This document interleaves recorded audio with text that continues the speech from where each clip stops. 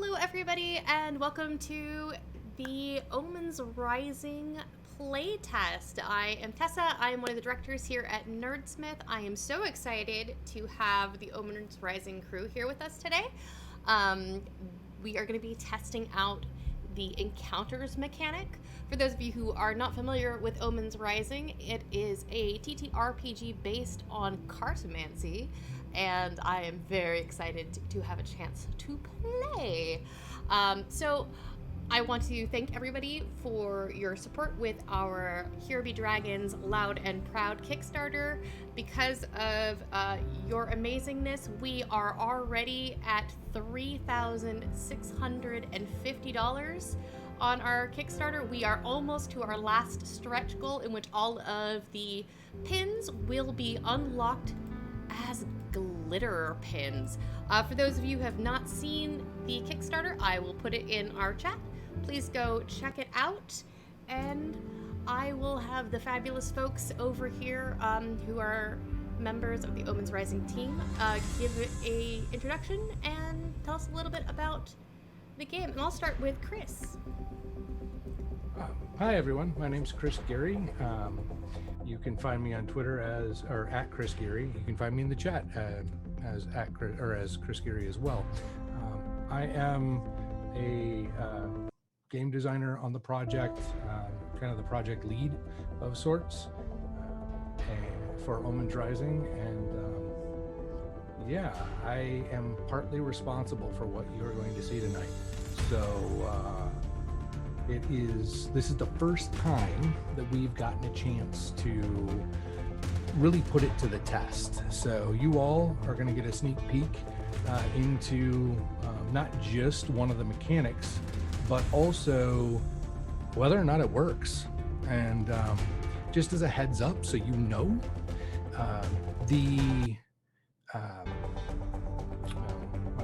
I'm losing it. The show tonight is going to be split up with some gameplay, and then we're going to take a break and come back for Q&A. So any questions that you have, feel free to throw them in chat or to do whatever you need there, and then bring them in for us in the second half of the show. And I'm going to pass it on over to I'm just going to go left across the screen to Dave.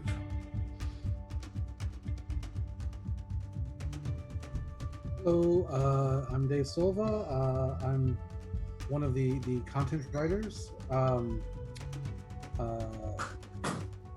be playing a Jade farmer named Burley tonight. That's me. Should I say more? That's perfectly fine. Anything that you wanted to let them know. So we'll go ahead and Tessa, did you actually give an introduction, or did you just say welcome? I really just kind of said welcome. And then why don't you remind people who you are? I just say I am Tessa. I'm one of the directors at Nerdsmith. I will be playing Miriam, who is a forest of witches kind of person. I'm very excited. I accidentally made a Baba Yaga themed character, and for anybody who knows me, that's super duper on brand, and it was completely accidental, but it happened anyway. So I'm very excited to see where she goes. Yeah, that culture is called the Kisnoek, and yes. It was written by Jamar, who was part of our first round of play tests over on what was it, Wandering DM. Mm-hmm. So let's go to Andy. Who are you and who are you playing? Hi, I'm Andy at Anthony Tift on Twitter, and if I pop in the chat here on Twitch, Wyvern's Wing with Omens Rising. I'm one of the editors. Tonight I am playing Rook, who is from the scholar culture and something of a library groupie, if there is such a thing. If there aren't library groupies, there probably need to be library groupies. Definitely. So. There should be. Thank you. And the Scoliari are written by Marissa Coors. and to John. Oh, that me. Hello. I'm John. You can find me on Twitter at Ramasa, I guess. And I'm going to be playing Trim, who is a member of a shipbuilding culture that survived from a period of time long before today in this current setting of our game.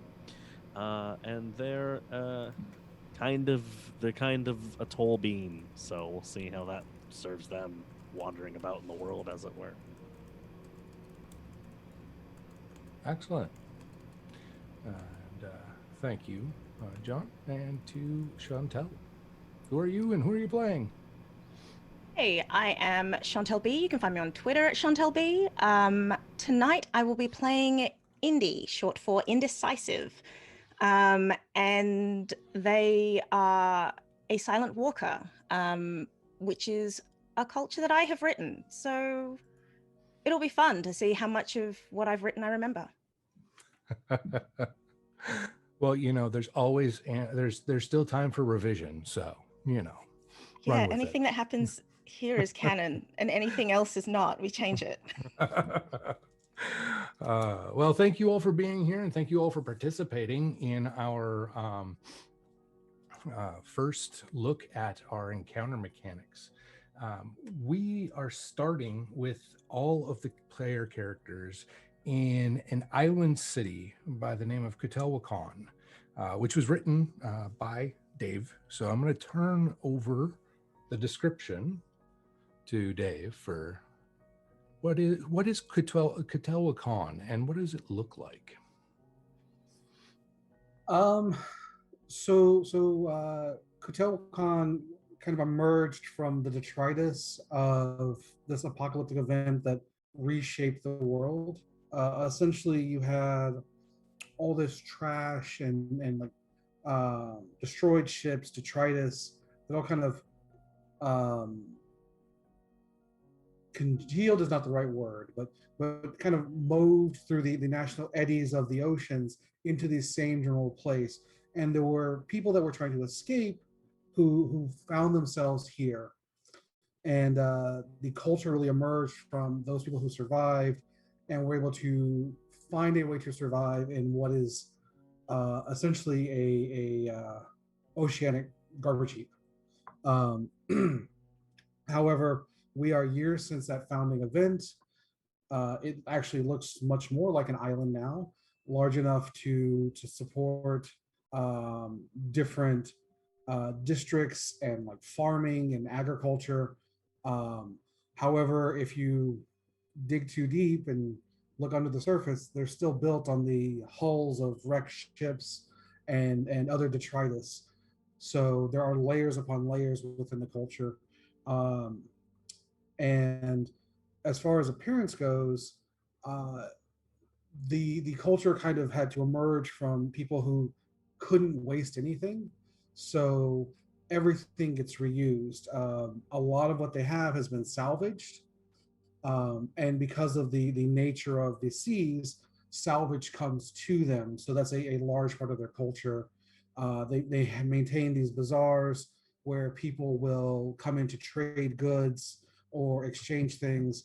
And now that we're in a more stable period, there's travel to this island.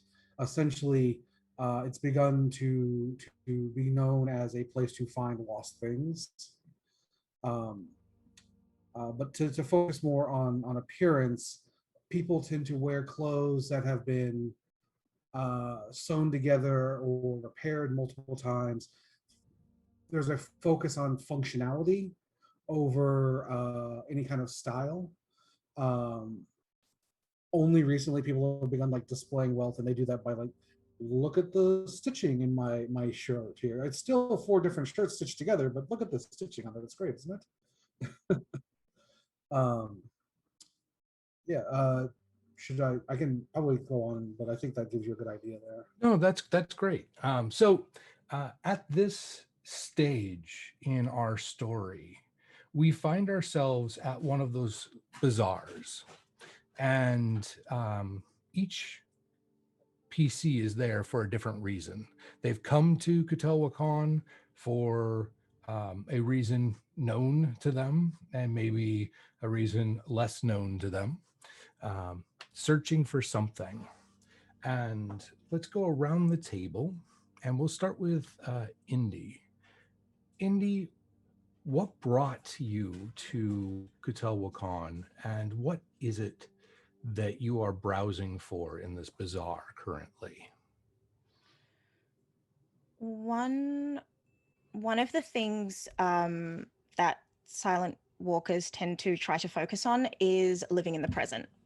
And that is kind of the basis of the entire culture. And Indy is currently in this bazaar because they're looking for a tool or something that can help them do that because they're struggling. They don't know whether to live in the future they don't know if they're living in the past. They don't know if they're living in the future, but at the moment they're not living in the present and they're aware of that. And that's uncomfortable. Excellent. Trim, what brought you to Kutelwakan and what are you searching for in this bazaar at the moment or browsing for, if not actively searching? Trim is looking for the heart of their next project. Trim comes from, again, a family of shipbuilders, specifically airships, one of the few places that can still build them in the New World. And one of the sort of quirks of their building process is they always have something that serves as at the kind of core of every ship they've made. They've made 2 as of this point. And they're looking for the next bit. Or at least that's what they tell themselves. Mhm. Whether or not that's actually the answer is kind of up for debate. Fair enough. Rook, what brings you to Kutelwakan and what are you browsing for? I'm looking for any sort of new knowledge, something that might have been forgotten in general. Today, very specifically, I'm going through boxes and crates of gears and gizmos and gadgets looking for either parts or a tool to help me further my repair on my model of the world clock. Excellent. That brings us to Miriam. Same questions. So Miriam is a person that is very much someone who seeks out answers and is seeking out answers to big questions, and where better to find answers to questions about everything than in the place of lost things. Her goal is to bring closure, because that brings peace, and if this is the place where things end, then maybe that's the place to start to look for closure. I can see that, definitely. The place where one cycle ends to begin a new one. And that leaves us with Burley. Why, Burley is from Kutelwakan. What is Burley looking for? So I think Burley is simply just restless and is looking and maybe trying to find something to occupy their time. Something that is a distraction so they don't have to think at all at the moment. Gotcha. I dig it. This brings us to the bazaar itself and to the encounter spread that we're going to take a look at. So, Tessa, if you don't mind switching screens for us to our table view. Let's And take there a you look are. at what these encounters might look like. So, Omens Rising is based on cartomancy divination, and as such, it utilizes different aspects of it.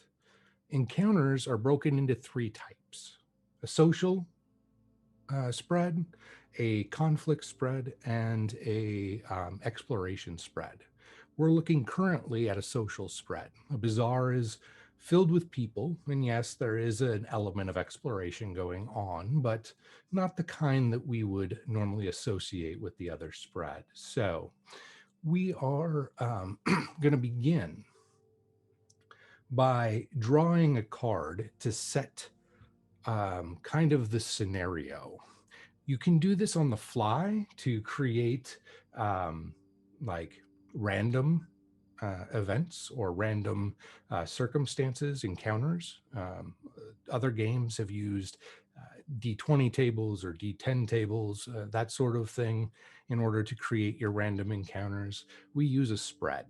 You can also use it for prepping and planning an encounter. For the purposes of today, I chose not to prep and plan. I actually want to see how it functions on the fly. So I'm going to draw, in this case, I'm going to draw this first 6 cards. 7th card in the social spread is a luck card, and we're going to get to that when we get to the end of it and see if our players wish to press their luck, so to speak. The first card that we're going to play is the 8 of clubs. And the 8 of clubs is representative of a number of things. So in Omens Rising, you'll find that it connects to both the suit and the value. The suit of clubs is often associated with the element of fire. It's also associated with the aether, which is the world of magic in Omens Rising. It oftentimes is also connected to things like passion and creativity. 8 is very much the number of eternity, infinity, timelessness, that which endures. And so what we're going to do here is this card is representing the player group as they are now in this moment in time. So players, we're going to define how the 8 represents your current task.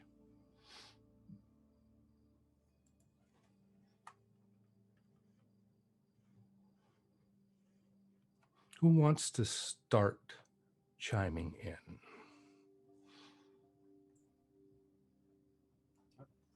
I can talk if you guys are okay with that. Sure, build upon one another. So Burley really is having a identity crisis at the moment and has lost his passion, and so he's looking for something to reignite that. And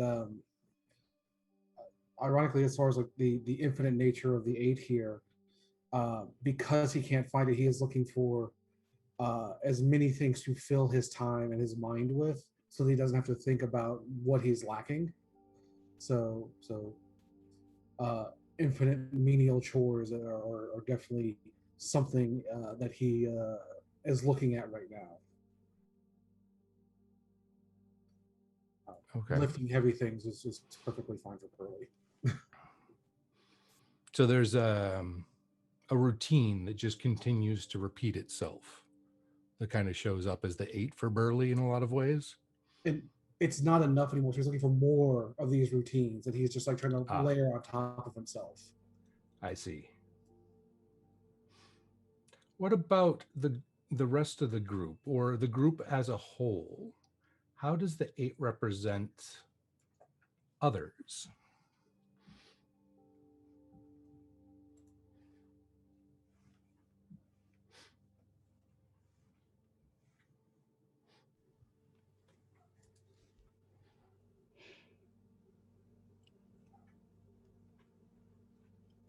I might be making this up, who knows, but I feel like everyone's looking for, like, I mean, obviously we're in a bazaar, everyone is looking for something, but the thing that everyone's looking for seems quite indistinct. And so, I mean, for Indy, it's a case of going back and forth, not quite finding something and then ending up where they've started, then continuing to go around and search again. So it's that sort of the infinity is kind of what I'm drawing on for that.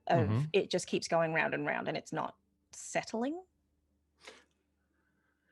Okay, excellent. And what of the clubs? You talked about indistinct, or which could also be seen as unseen or unknown. And the aether oftentimes is considered the unknown or the unseen. Do you see connections there as well? Yes. Particularly for Indy, because what they're searching for is to do with their culture, not to do with the sort of them physically or their physical presence. It's to do with how they think or feel or be, just are in space or are in the metaphysical world. I think that very much does resonate with the clubs there. What about Miriam? Miriam has a club affinity that is her kind of of choice that really resonates with her, and I think the ethereal is also what's kind of resonating with this card. But it's the idea that she is constantly searching out endings and closings, and now that she's at a point where she has to start at the beginning, she is lost. So she's kind of seeking out, like, just kind of trying to open her consciousness to anything that might give her a starting point. So I think she just feels she's overwhelmed by possibilities. She's so used to it just being, here is your problem, here is the finite solution, here is your end so you get closure. There's none of that. It's not cut and dry here. This is a very different circumstance than she's ever been in. So she's kind of just scattered and a little like, oh, what do I do? I'm definitely picking up a theme of unfamiliar. While Burley might be familiar with the city, it's a new phase in Burley's circumstances. An unfamiliar phase, looking for something new. Rook or Trim?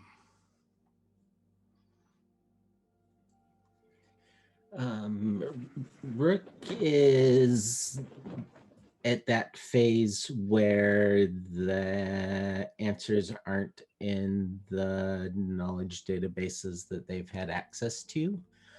And in particular, today's journey into the market, there's this, well, it obviously worked at one point, so there's an answer to the solution, but we don't have access to it. So it's looking for that spark of inspiration on an unusual part or an unusual tool used in an unusual way to take that entire next step. I see. So something that's a little ephemeral, can't quite place it, but Rook will know it when they see it, right? Yep, it'll be that the muse slaps you on the back of the head type of, oh, that's what that does. I dig it. Trim, what do you have to add? Trim, I think, has probably already found the thing they want to serve as the core of their ship, and has been spending the last however long they've been there wandering around the bazaar in a circle trying to figure out how to get it. Because they're not, Cthulhu is not a place they've been to before. And usually they would just go get it. Like, they'd usually be like, that's it, that's the one, and then someone would go get it, and then they'd give it to them. Because when they were working in the shipyard, when you have the materials you wanted, if it's not claimed by anybody, well, then it's yours now. That's not quite how it works here. So I think they're trying to figure out how to impress whoever has it. That is extremely important that they take this right now because it doesn't want to be there. Which, considering they're talking about something that theoretically has the sentience of, say, your average toaster, is an interesting conversation to have. Indeed. That they're not quite sure how to have with someone yet. So let's talk about that toaster, for lack of a better term. Yeah. What are some of the traits that this heart has?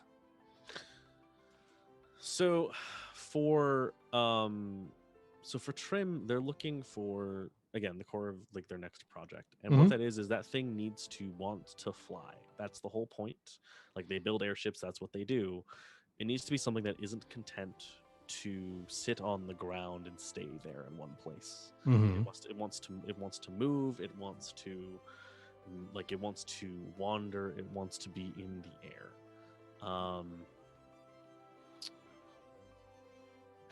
I think what it is Trim found a table. A thing that ostensibly does none of those things. But would serve as you would basically put on the bridge of an airship, essentially. Where you could basically put charts and maps and things so it could, support the ones that are navigating the way around. And I think someone's using it as a desk currently, which is where this problem comes in. I get it. I like it. So what we have next in our spread is going to be the challenge that is going to impede you all. That challenge is the 9 of clubs.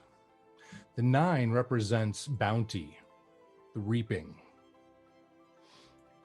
And we have the same suit, so the same elements at play here.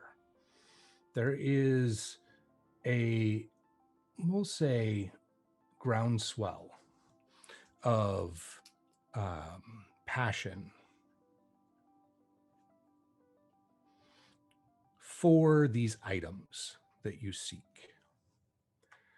They might mean more to the person than what they technically are worth if you were to buy them elsewhere. This could be interpreted in a number of ways, but that's the easy one. That's the low-hanging fruit.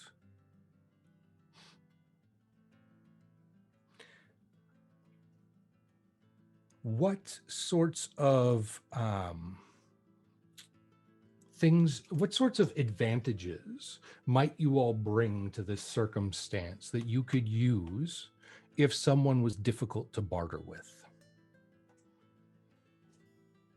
I know Trim is lost with that, so we're going to skip Trim on that one. I was going to say, Trim's like, I can talk to your table, which is technically an advantage, but not really. It may not be convincing. Right. It's an advantage. It doesn't do anything for them, but it's there. I love it.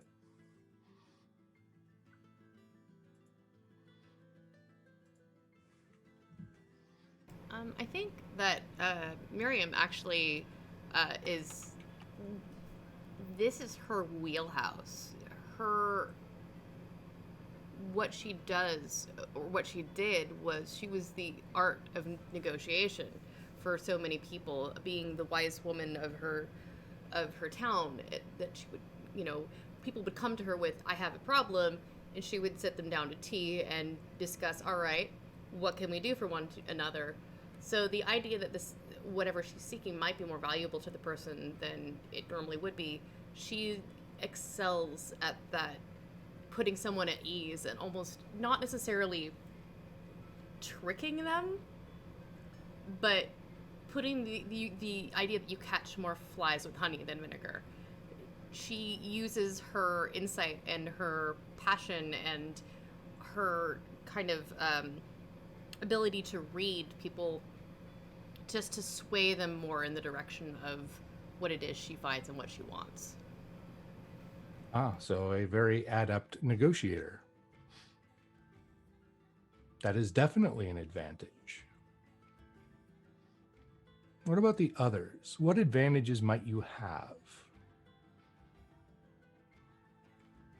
Well, if you buy the table, I can carry that for you. Excellent. I mean, Burley, you also you do have the advantage of knowing Catel Wakan and understanding a little bit about how things are done here, correct? Yeah, that's true. um, yeah, so I could probably help Miriam as far as like what might be good bargaining leverage. Um, uh, just what people see as valuable here, especially in the market. But mostly I can carry that table for you.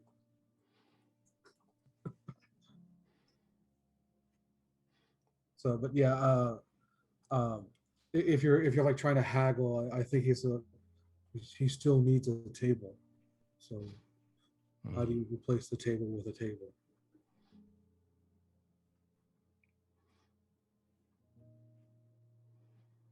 Perhaps a large crate from somewhere could be arranged to take the place of the table. That gives you storage too. Exactly. So you can take what you're selling and you don't sell and put it in the crate, carry the crate. Or even put it underneath the crate, and then you have a secure kind of hidden compartment, if you will, if it's upside down, to use as a desk.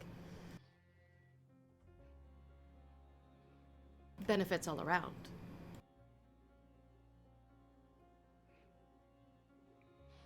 Excellent.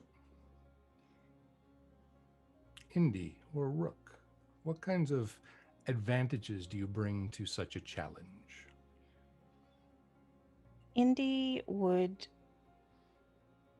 offer to, in exchange for the item, Indy would recognize that it is an important item to someone for whatever reason, and so would say, hey, this is important to you. How about I come back a little bit later and I show you my memories of using the thing, so you know that it's gone to a good place. It's gone to a good home. Because every silent walker carries an object called an okan, because they are silent, not because they cannot talk, but because generally it's easier to, communicate telepathically with other people that can communicate telepathically than it is to say words. What that means is that they carry an item that will show visually to someone who cannot communicate that way what it is that's in their head. So they're handing over an entire image rather than trying to describe an image. And what Indy would therefore be able to say is, hey, I know this is important to you. I'll show you what I do with it, so you can check that I'm taking care of it. Intriguing. I like it. Rook? Rook is extremely inquisitive. Is very likely to kind of poke around the displays or the shop and pick up little bits of this and that kind of gets them forewarned if it's going to be a hard haggle or an easy haggle, or if might have picked up a tidbit that might be able to help with the story to get away with it a little cheaper. Whatever the case may be, they can really dig into that and find where the tie needs untied for them to bring it along with them instead. Love it. So, with those things in mind, we're going to, before it all plays out, we're just kind of prepping the scene. Our third card, 3 is an important number in cartomancy. It is the number of the fate, the divine, the aether. It is a powerful bringing together of things. And we have the 5 of hearts. The unseen factor here. That's what this represents, is the unseen factor.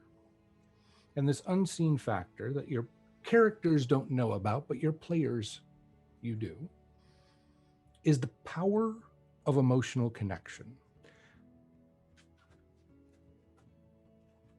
And understanding that is an important aspect of reaching your goal.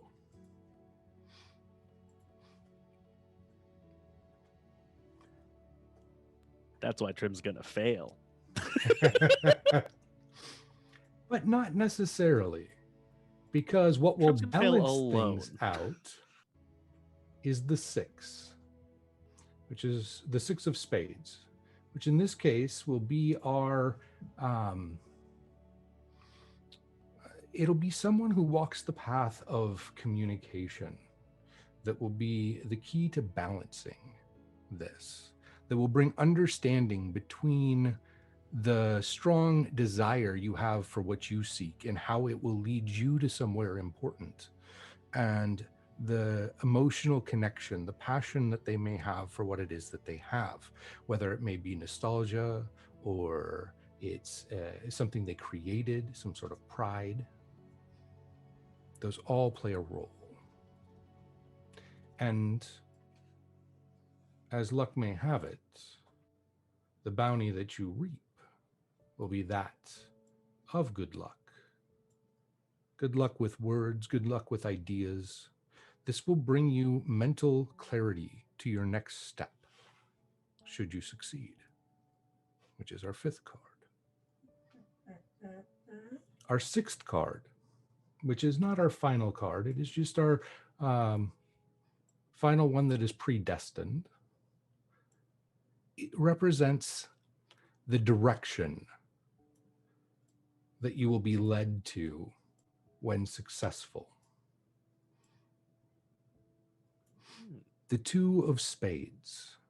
2 is the number of duality. It is the number of communication. It is also aligned with spades, which is often also connected to communication, thought, ideas. So there will be some sort of connection made for you, which will help you better understand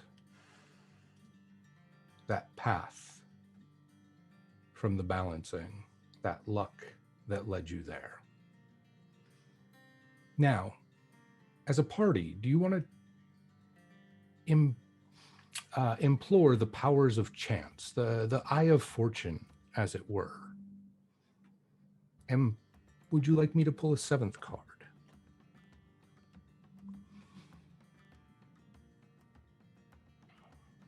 I am all for it because I am a chaos child. Do it. Let's go. Okay.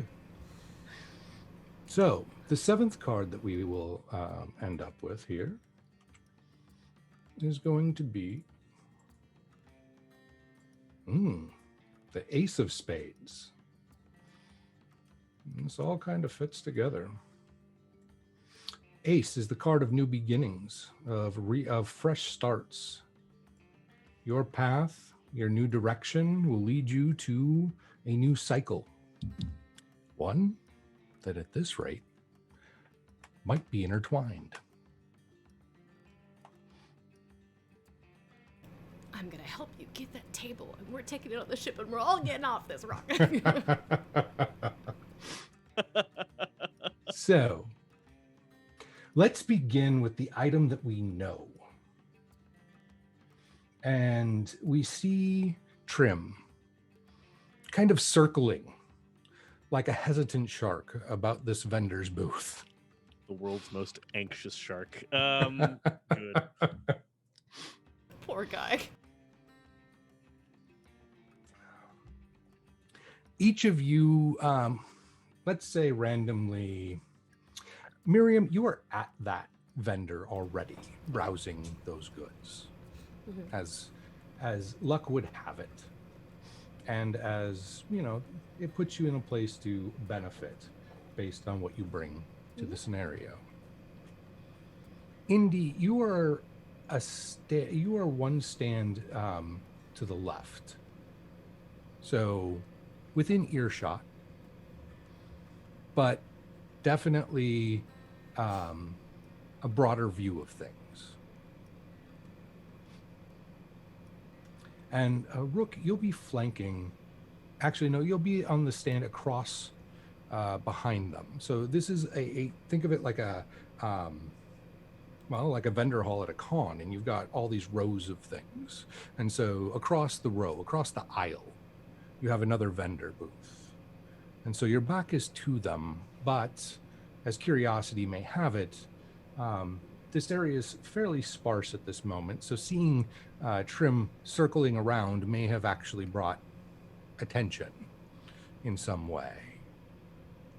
And Burley, as you've already kind of noted, you're looking for something, and you happen to see Trim looking a little uncertain, maybe a little lost, but you definitely saw him getting as close to and eyeing as much as he could that table that currently has ledgers and stacks of receipts or things of that nature upon it, as this table is being used as a desk.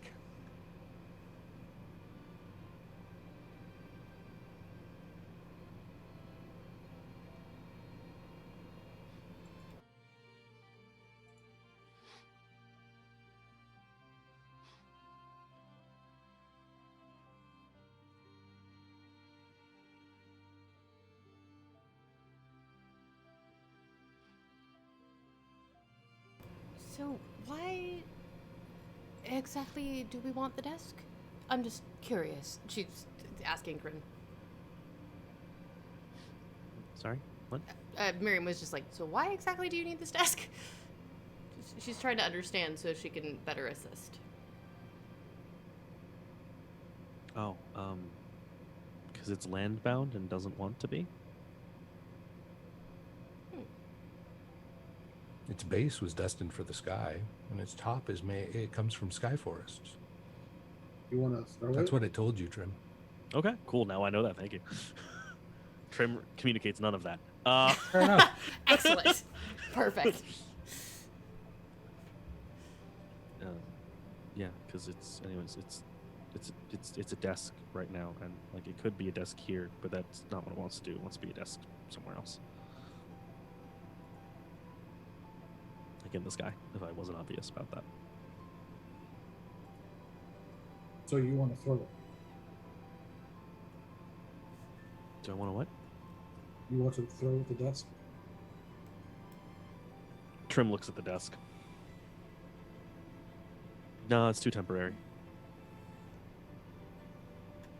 So permanent in the sky. As close to permanent as possible. All right. So like a hammock for the desk. Oh, a desk hammock. That could be interesting. Does it wish to be stationary in the sky, or does it wish to venture? It wishes to soar, So throw the desk. but not that way. No. Again, too temporary. Too temporary.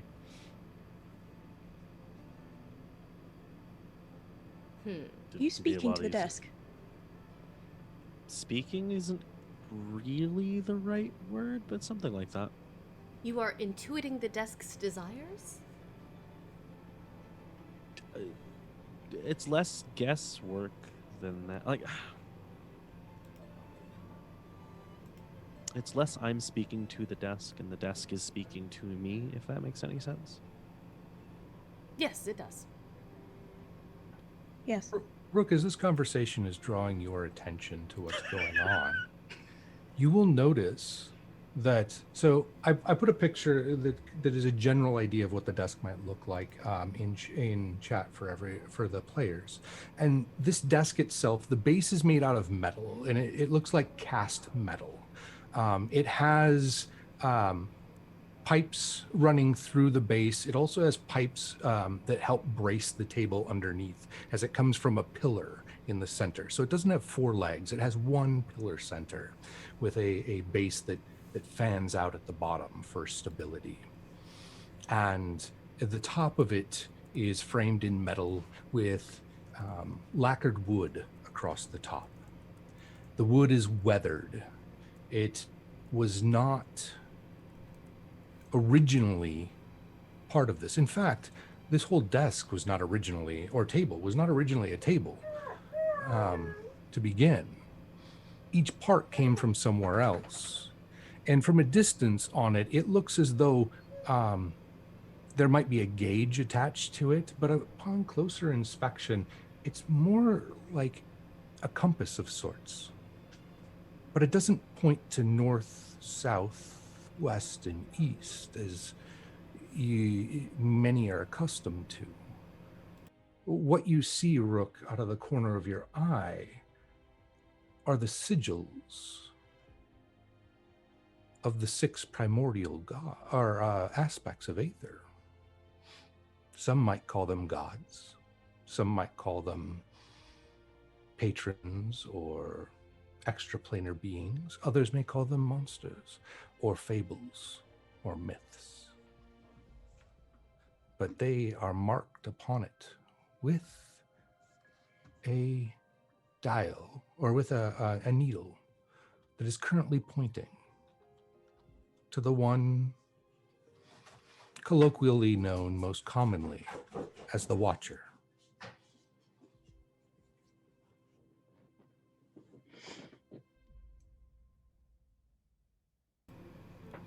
So when you say the table needs to fly like a bunch of arrows or like a falcon? And Trim, in the most confident they've been in this entire minute, like several minutes of exchange, is like, no, I mean like an airship, duh. And then like turns back to staring at the table again. Ah.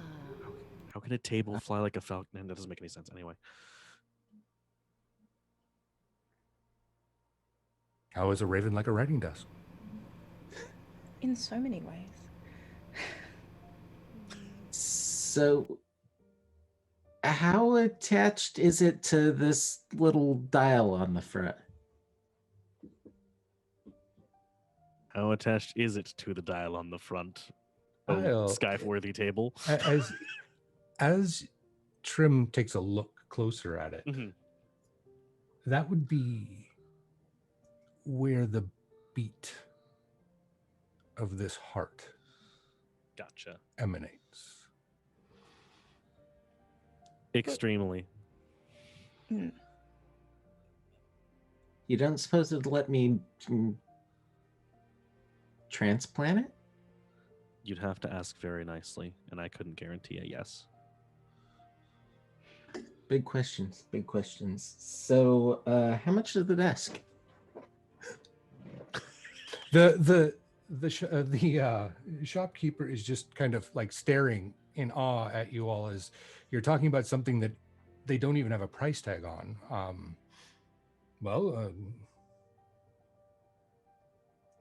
It serves a pretty vital function here. But it's bored. One that surely we could negotiate for. I mean, why don't we sit, we have a cup of tea, and we discuss options? I mean, we would definitely make sure that you have a suitable replacement. Mm-hmm. With a suitable replacement, empty-handed. I might be able to part with it if there was a suitable replacement. Excellent. What replacement would be suitable? Well, it'd have to be equally functional and sturdy. So if it's more functional and more sturdy, we win? I would have no reason to not negotiate if it's more functional and more sturdy, yes. Do you require it to be communicative? I really don't know what that means.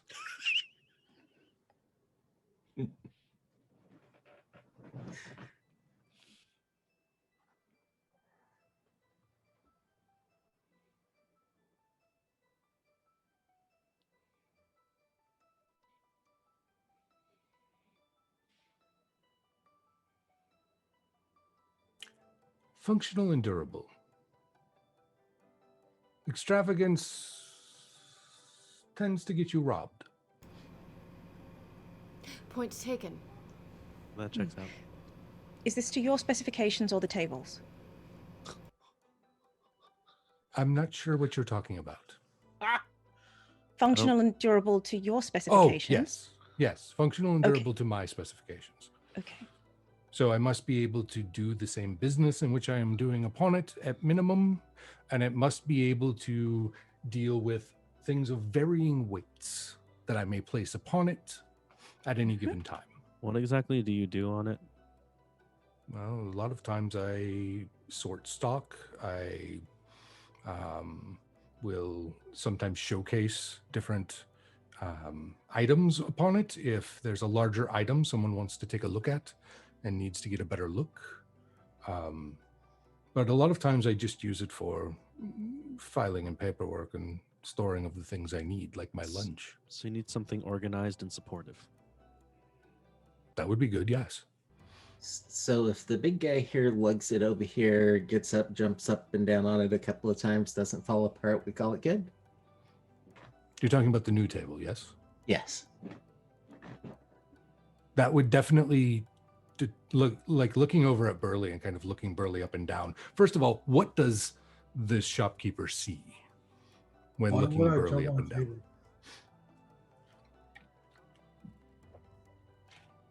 To test its durability.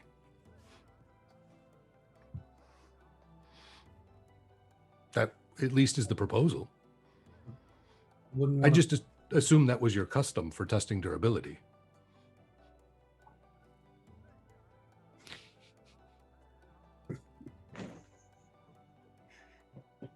And unless, I'm sorry, what just happened?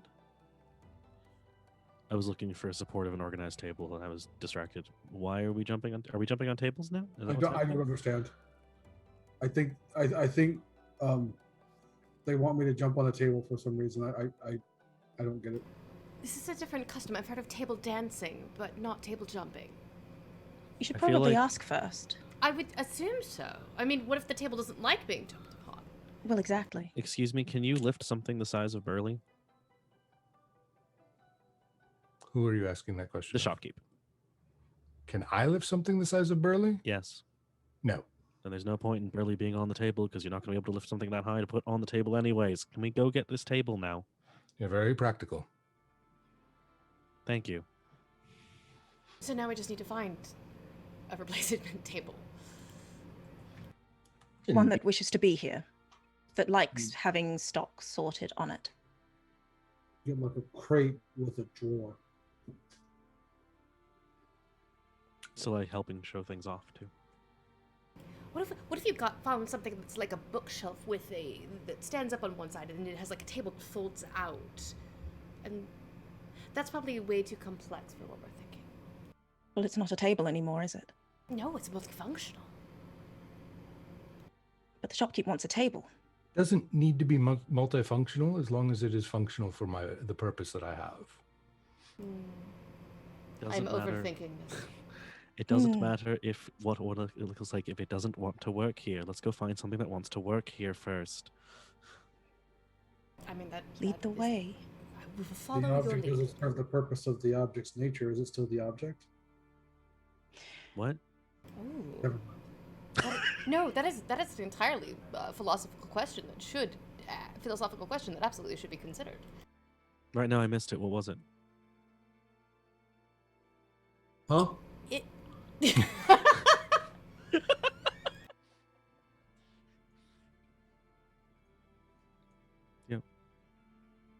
Did you forget to? If a object does not want to pursue its function it was created for, then is it really that object? Yeah, it just needs to change. Why are we asking this? Let's But- go.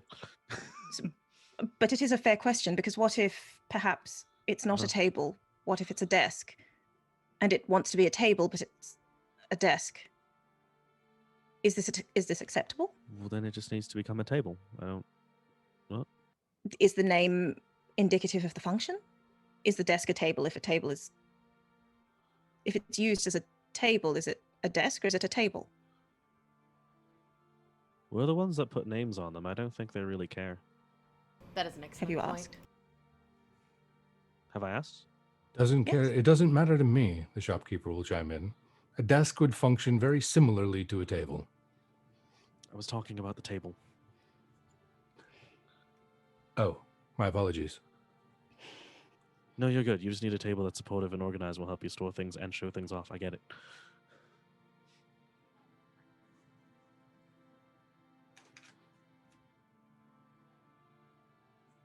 Sorry, I looked at chat. That was a mistake. Don't look at chat. Don't Look at chat. That is a mistake. That's a mistake. Never look at chat if you can help it. Waza is not wrong. It's true. If Okay. never mind. No.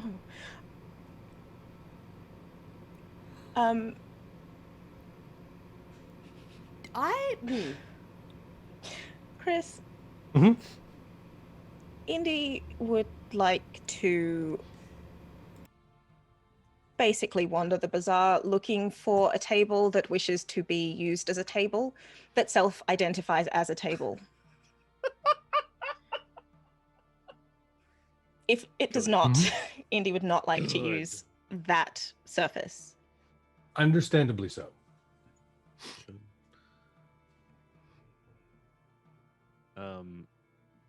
Trim is doing a similar thing, except they've left out the is a table. They don't care what it is, but if it wants to be a table and will function as one, that's what they're getting.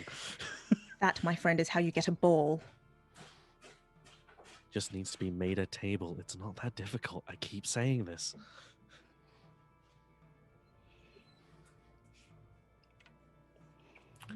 I love it. So, A display case with legs is a table, but it's a display case. If you take off the top part of it, then it's a table. This is not hard.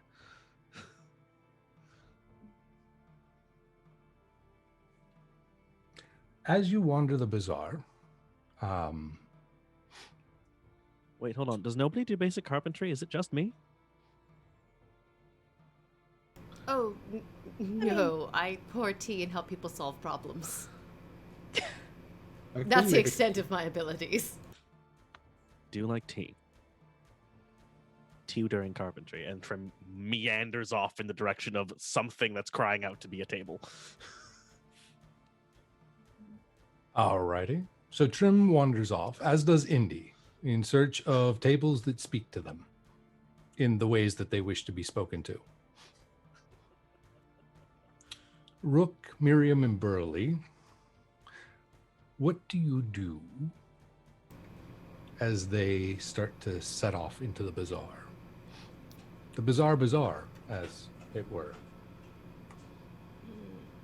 How bizarre. How bizarre. How bizarre. Sorry. Bizarre, Sorry, bizarre. sorry. Miriam is going to offer people tea because it keeps people at ease. And the more pleasant people feel, the more likely they are to acquiesce to whatever nonsense comes back. Okay. I don't think you heard me, but I can build a table.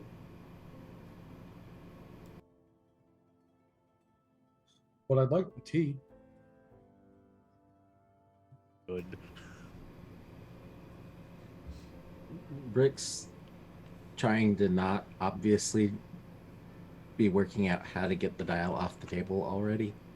Just assumes the rest of it's going to be handled, then does seeing if they can figure out how it's put together and can most easily come apart. What else does the merchant sell? This particular one? Mm-hmm. I should say, what does the merchant sell? Because clearly he doesn't So- actually sell tables. No. Many of these merchants, they sell well, a variety of either reused, repurposed, um, rejuvenated items that have been salvaged from the sea. Some of them it's restored. Many of them it's repurposed and recycled upcycled in some way, shape, or form. This table is a good example of what that upcycling might look like in many cases. Here, more of them are. It's less upcycling and more trying to, I wouldn't say restore per se, but shine it long enough to make it look pretty and sell it off as a trinket. So you see a variety of things from anchors to bits and bobs to even pretty well redone like children's toys that have been repaired.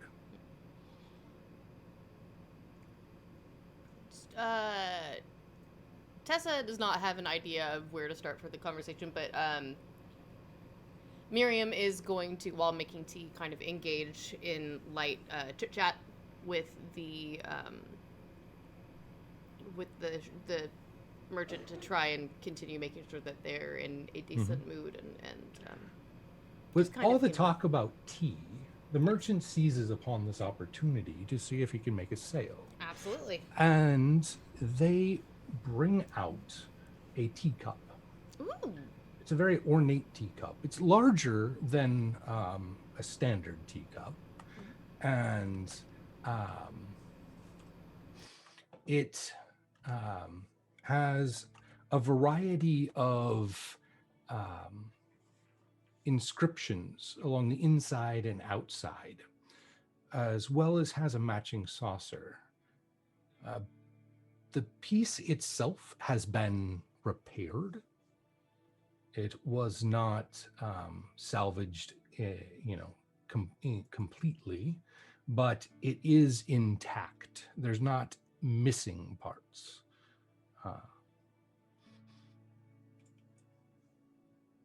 Oh, this is lovely. And she looks it over. I'm assuming Miriam would be familiar with a tassomancy teacup. Absolutely. Absolutely would be. And that is exactly what she is looking at. Then she would very happily agree to that sale. Excellent. And what would she have to offer? That is an excellent question. What you know of Kitelwakan is it's about usability. It's about keeping things that will last a while and reuse and never wasting anything.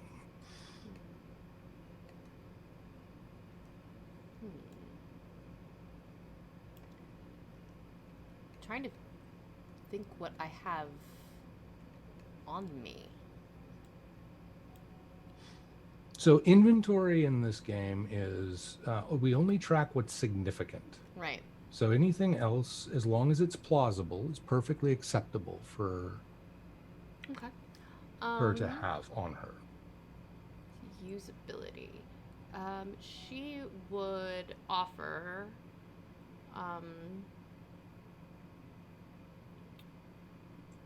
a very let's see here, a well-woven net, specifically that would be of good assistance for getting stuff out of the sea or fishing up items that were coming close to shore, that was woven from, say, like willow branches of the forest.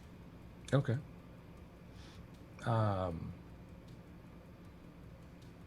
How new is it? I would say it is fairly new. Okay. She used it for carrying items when she would go into town, kind of like almost like a knapsack. I but see. it's well taken care of. He'll tug on it and look it over, check to see whether or not it has the value of like purpose value that he would be seeking. He takes it and, well, he goes over to his table and desk instead of the other places, and he pulls everything off and he lays it out and stretches it out as far as it can go, letting it drape off the edges of the table just a bit to see its full size. And after looking at it and kind of evaluating it for a minute or two, goes, seems fair trade to me. I may not be able to use this myself, but I can definitely find someone who would.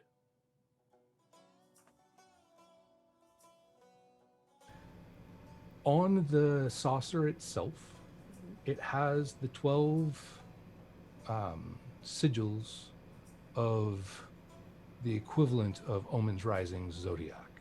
Okay. Also known as the 12 sigils of the aspects of aether. Inside the cup itself, there are no patterns. There is simply this kind of wavy line of sigils. Some of them you recognize and some of them you don't.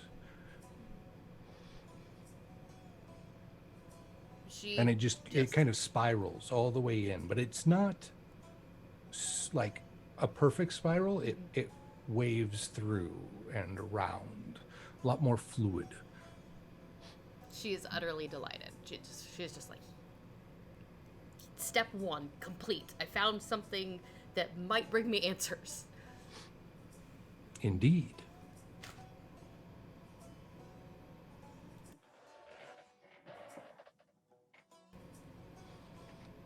Rook, what are you doing besides plotting? If I've been allowed the bandwidth at this point, I would actively be tinkering with the table. Like really that working out serious puzzle assumed it's ours and that I'm somehow going to get it to do something else. Okay. Upon closer inspection of the table, you will notice that the compass itself that caught your eye because of its symbolism is definitely some sort of nautical design. It was made for the purpose of giving direction. However, this is not a pattern that you've ever seen on the face of one before, but it doesn't look like this face was replaced at any point. As you've tinkered with many artifacts that you've come across as part of your curation positions, you can see the telltale signs of where that bit of grime that you can't get out from the inside of closed spaces is still around those lines, because unless you open it, you'll never be able to get to them. And so it has not been opened in what you would estimate to be a very long time. So it seems to be complete and just mounted onto this table.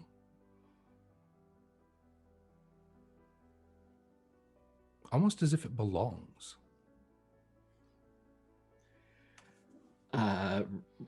Rick would start talking to the table. Going, well, like, maybe this is why you want to fly. It doesn't look like a normal part of the table. It's a compass. Of course you don't want to sit here. And then just starts absentmindedly talking to the clock about, okay, what's this actually mean? And gets a nice conversation going between the clock and the table, and not waiting for anybody to respond, and constantly calls the clock bishop. As you have your conversation with Bishop, the shopkeeper takes notice and says, "Oh, you like clocks and watches, do you? Do I have a collection for you to take a look at?" And you'll see he brings over, doesn't even wait for you to answer, just brings over a little basket with a variety of gears and pieces that probably belong to clocks or some other mechanism of a similar sort, varying in sizes all the way down to that of a pocket watch and as large as maybe a grandfather clock size. There are different faces. There are different, what do they call them? The crystals. There are different casings. Most of them are not complete. They've been pulled apart and cleaned and seems to have been salvaged for their parts rather than their whole.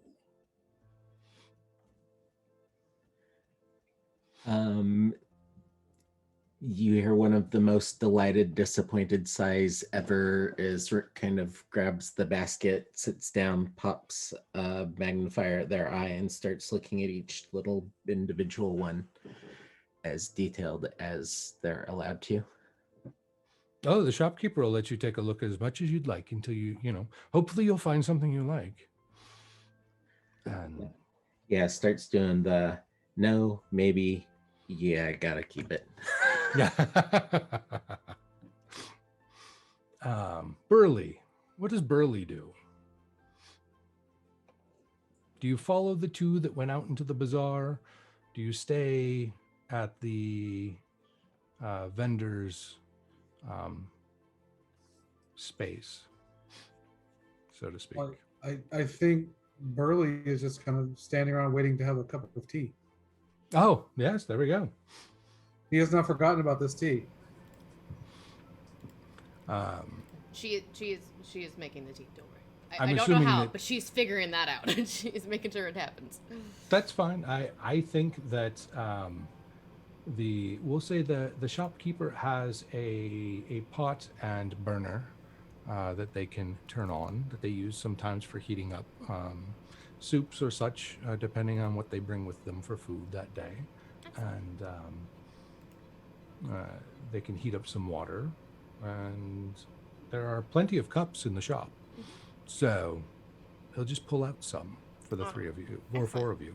Her tea set and tea blend is also her item of significance, so I have no problem with using the tea set and the blend that she has to sweeten the negotiation, as it will.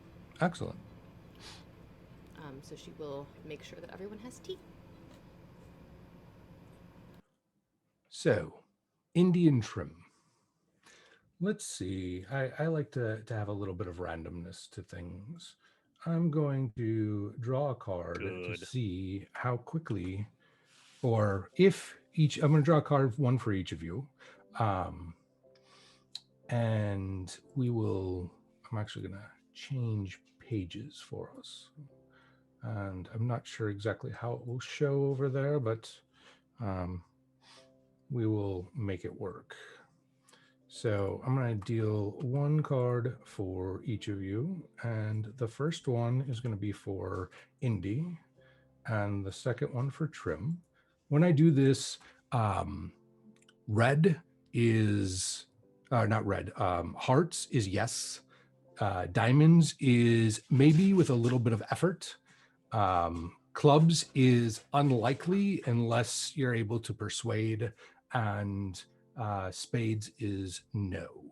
Jokers, obviously, are fate intervening.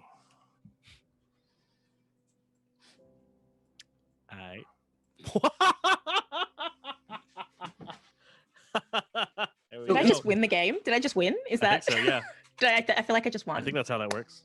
Right. Indy, you pulled the black joker, or small joker, as it were. It is the fate of struggle, or the fate of effort. It is destined to happen, but not without intentional application of some sort of effort on your part. So what that means is you think you've found, actually you're sure of it, you have found a table that wishes to be a table and wishes to remain a table. This is fantastic.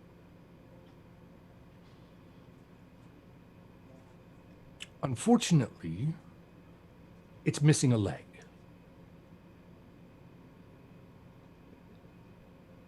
Well, that's fine. So it will need Lots of things miss repaired in legs. order to do its function again. Okay, I can do that. In Trim, you got not only a yes, but you got luck, chance, happenstance, or chaos, as it were, with the 7. And so I'm going to say that what you ended up running into that was screaming most loudly to be a table is a, well, a table leg. I knew it. Good. It's been separated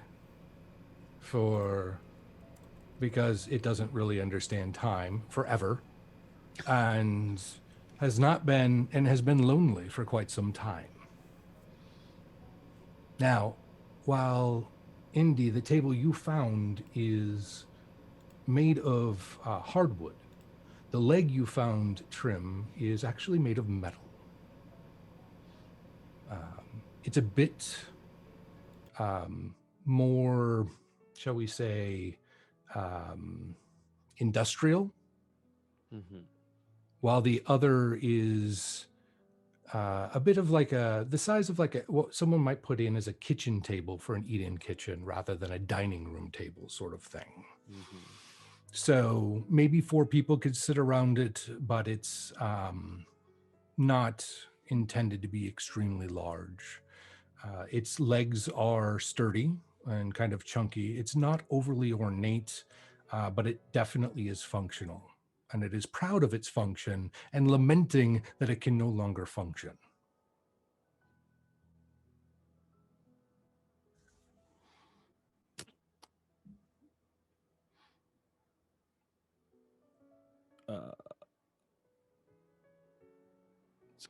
Did we wander off in different directions and find 2 different Yeah. halves of a table? Is that what happened? Okay, cool. I just want to double check. Is that that's why I thought that We'll might say be you're what like happened one also. aisle across from one another. Not on the other side of the aisle, but like one aisle over. Is this from like one another. in somebody else's shop, or is it in like a? Okay, it is cool. They're well, the table that Indy sees is actually at the back of a shop, looking as though it's like, I can't sell this in its current state. Gotcha. The leg that Trim found is in like a bin of other similar shaped items. Some of them are canes, some of them are more, they look more like posts or Gotcha. The just stick pieces bin. of wood. Yeah, the stick bin, so Got to it. speak. Yeah, so I think Trim kind of like picks up this broken table leg, just kind of balances it in their hand for a bit, and then looks at whoever owns the little aisle, like, aisle next to them. Just goes, "How much for the broken table leg?" What's it worth to you? It's a broken table leg. I'm pretty much taking it off your hands. It's sharp, jagged, and probably someone is going to cut themselves on your bin. Yes, but they could also use it to fend off something or repurpose it. Yeah, that's what I was planning on doing. So, one person's junk is another person's treasure. Or hazard. Life is a hazard. Can't argue with that.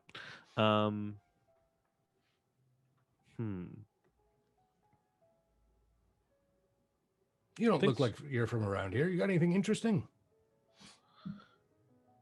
Trim wanders around their shop, I think, looking for something. If there's something that they seem to use constantly Mm-hmm. that isn't quite running right. Mm.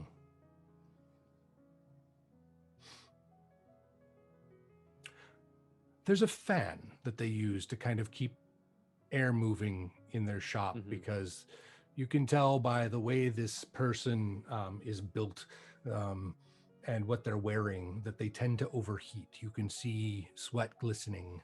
The fan's functional, but it's definitely not operating at its prime. Yeah.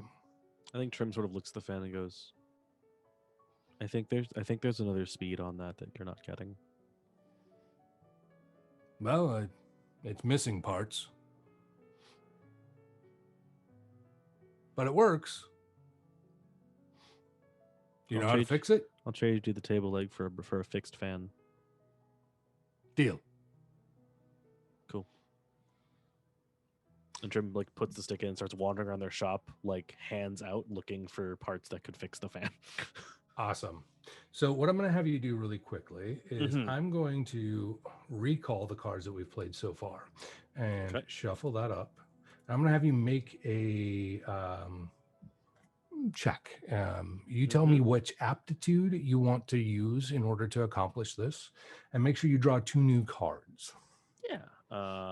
Draw 2 new cards on. I have 2 right now. Should I draw 2 more? Yep. So you'll draw up to 4. Alrighty. Then you'll play 1 and discard 1. Sounds good. All right, draw 2. I'm gonna use my ethereal aspect. Okay. And what part of self? You're gonna use your ethereal self, or you're gonna use your emotional self, your mental self, or your physical self? Probably my ethereal self too, because I think this is just Trim's like listening to a crowd at this point and trying to pick out parts. They're going, fan, me, that's me. And that's what they're kind of trying to do at this point. So I think they're mostly like they're running on instinct at this point, because also they're pretty confident that if the thing that is supposed to get in this fan isn't part of the fan originally, that's not going to be a huge problem in the long run. Yeah, they need like a chisel and a lathe. Give them some time. Gotcha. So go ahead and play clubs then. Okay. Well, that's super convenient. I have one of those. Okay.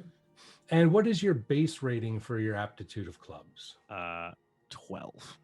Gotcha. So it's a great rating. Excellent. So that'll be a 16. This is not something that's super difficult for Trim. It's something that they've practiced, and but it does take effort, which gives it a base like target number of 10. So you've made it you've made it to the second tier of success, which is a complete success. How do you discard a card? You should be able to just play it on the table. Oh, okay. I'll just emotions. Nah. Yeah, there we go. It's not very true. So we have you find a dial, which is one of the things that was needed. You also find a clamp, a very small clamp for like wiring in order to keep it a connection tight. And you're pretty sure that that's all the fan needs in order to be repaired. And I'm assuming you would Trim would use the tools that they carry with them. Yep. I'm now currently picturing Trim being like, I'll trade you this table like for a fixed fan, and then comes back with like a dial and a binder clip and is like, I got you. Pretty much. Cool. I feel like I've won out on this one.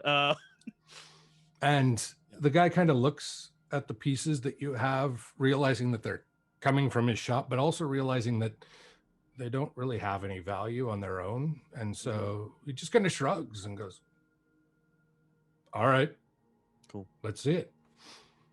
And we're going to assume that's a success. So I'm going to move over to Indy. Indy is similarly going to ask, what do you need for this?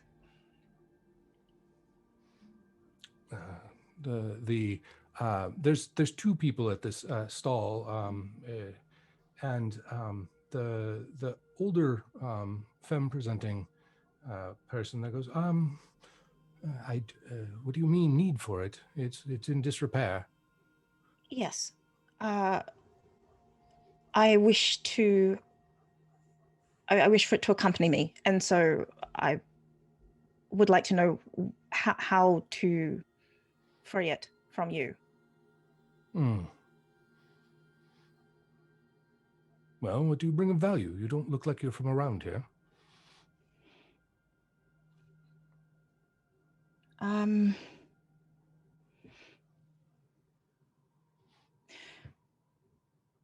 What's your favorite smell?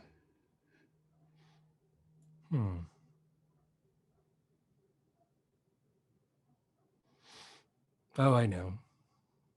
The sea breeze on a clear summer morning. Reminds me of my youth.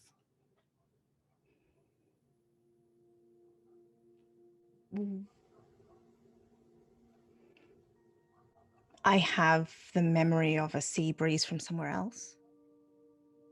Oh. Would you like that? Whereabouts? They take out their Okan and say, it's in here. No, I mean, where is the sea breeze from? Oh. From the water near my home. Oh. It's quite a way away. And Smells different. How do you transport a smell?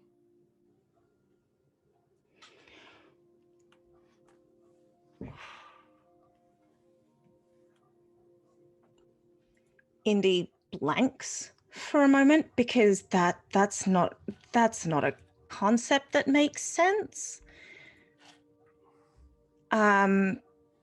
Or not one that they have to explain. Mm-hmm. And then say,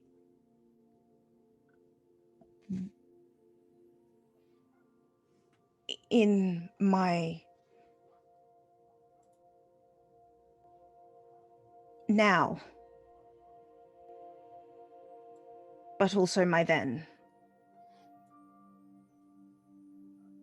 Are those names of vials from where you're from? No, it's... I can give you a memory. A memory? She looks at you a little skeptically.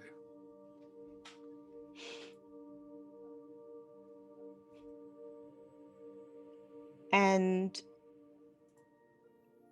Indy will use the Okan, which for them is a small spherical object that's made of brass and oddly maybe bits of wood. And from it comes a little what's the word? An image comes out of it. Like There's a little hologram. Yeah. Mm-hmm. And the hologram it's kind of fuzzy because it's a memory they've used a few times, but it's just of someone dancing. Are they dancing at the seaside? No, but that's what the memory is. I can give you this memory. I can give you a memory.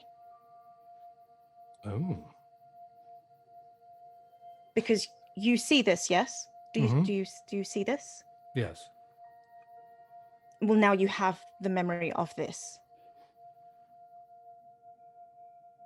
Okay. I can give you the memory of the smell of the water and the sea breeze from where I'm from. Interesting. And then you have the memory.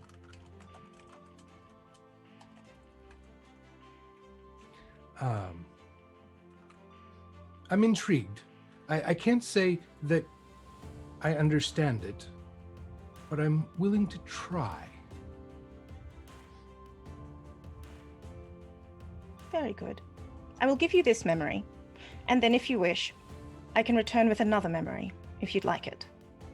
Okay.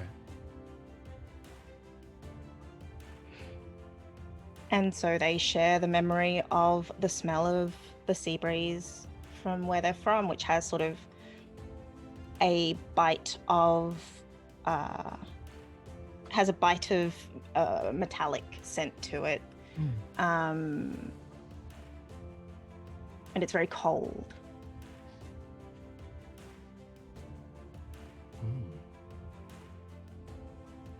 That's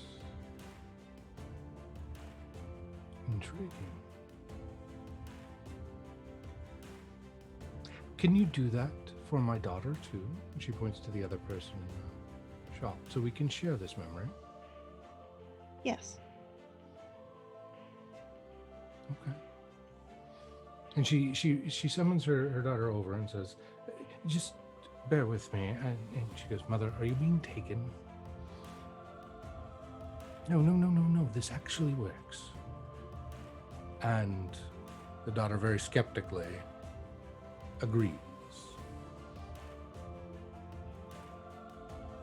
And is equally awed by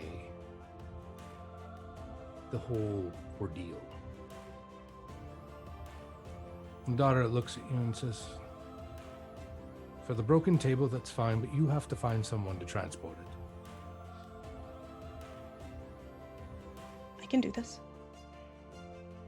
Okay. And you need to pick it up before end of day, because I'm not going to carry it around. No, I will find someone as quickly as possible. Thank Excellent.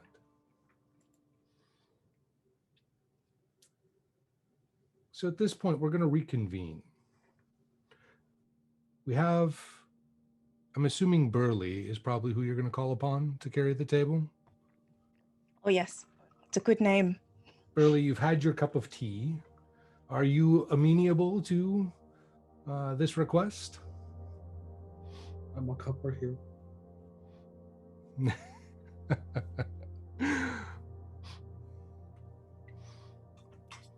And with Burley's help, you bring the table back, and between Burley and Trim, the fourth leg is placed upon it and made sturdy and level. And the trade is done.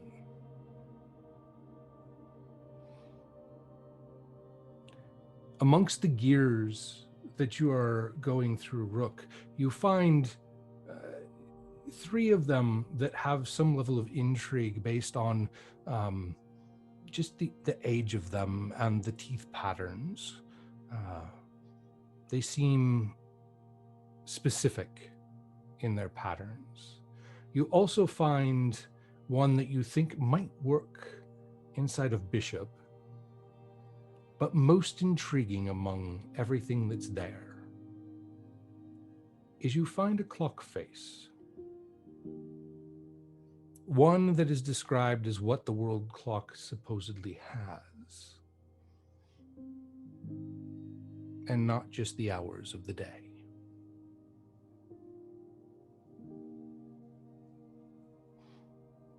So it has all 12 sigils.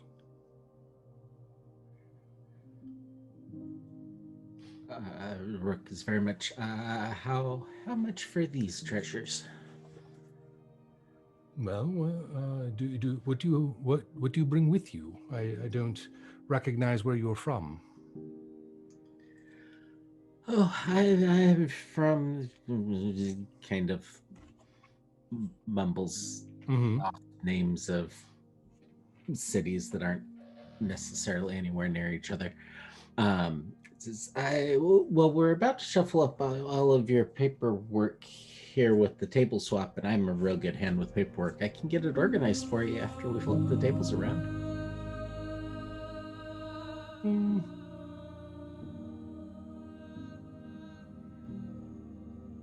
Maybe add up the receipts for the day for you? If it looks as though you saved me adequate time, I will accept that deal. Sounds fair to me. Start stuffing the gears in very finely tooled little pouches. Okay. And the face is the same size as the face on Bishop. That one gets an extra couple of cleans and a little bit fancier of a bag. Okay. So you get the table swapped and everything exchanged. Hey, what does Bishop sound like? Out of curiosity. Right. Unless it gets shaken too hard, it's like the gears are all frozen inside of them, so it makes no noise at the moment. I think Trim listens to Bishop to see if Trim Trim can catch anything. Occasionally hears a very, very sleepy what? And nope, you were gone. You wouldn't have noticed yet. Well, no, you might have. The what's come in time with every time Rook calls the clock Bishop. And every now and then you go, for the 1000th time, it's not my name. And it kind of goes back asleep. Okay. Interesting. The next time you call it Bishop, we'll talk about that. Excellent. And I think on that little exchange is where we're going to take our break. We'll be back in about 5 to 10 minutes. And when we come back, we're going to do some Q&A with the audience as well as with our testers here and see what worked, what we liked, where we can tweak things. And yeah, so stay tuned.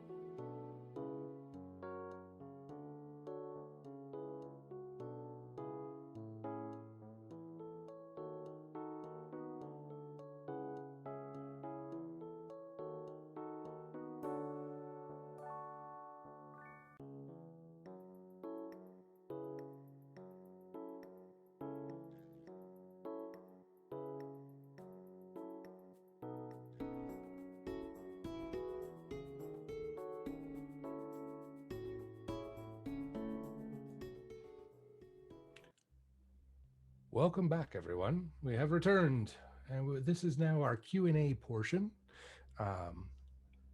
We were talking a little bit off or during the break about this, so I'm going to pick up where we left, or what we were talking about on break, and then I'd love for you all to put any questions that you might have in chat, questions, comments, clarification points.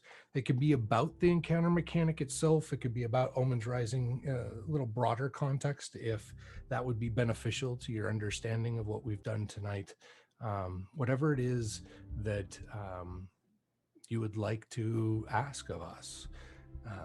But to recap, we talked a little bit about the spread and I asked, how did it feel? And Dave, you made a comparison to narrative or journaling games. A Penny for Your Thoughts was the one in particular, yes? Yeah, so Penny for Your Thoughts is just the one that came to mind, because that's one of the journaling games that I know that you actually have a group participating in. Mm-hmm. I'm not sure if that's like the best example, but it's just the one that comes to mind, because it's most journaling games are like solo play, and Penny for Your Thoughts is like a group narrative. Mm-hmm. Right? But definitely as the spread evolved, it's how are we crafting the shared narrative? Even if our characters aren't necessarily interacting at this point yet, if that makes sense. I dig it. And that was a positive, yes? Yeah. No. Like I enjoy Penny for Your Thoughts, and I enjoy like these story driving games. Mm-hmm. If I had to find a negative, I wasn't sure at what point we transitioned from scene crafting to story crafting, Mm-hmm. where we're actually interacting at the character level as opposed to the meta level, right? And I kind of struggled with that early on. Mm-hmm. I think.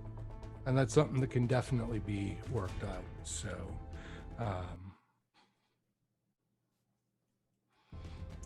Chantel, you had made a comment while we were on break as well about how it felt like it could play out as its own sort of game.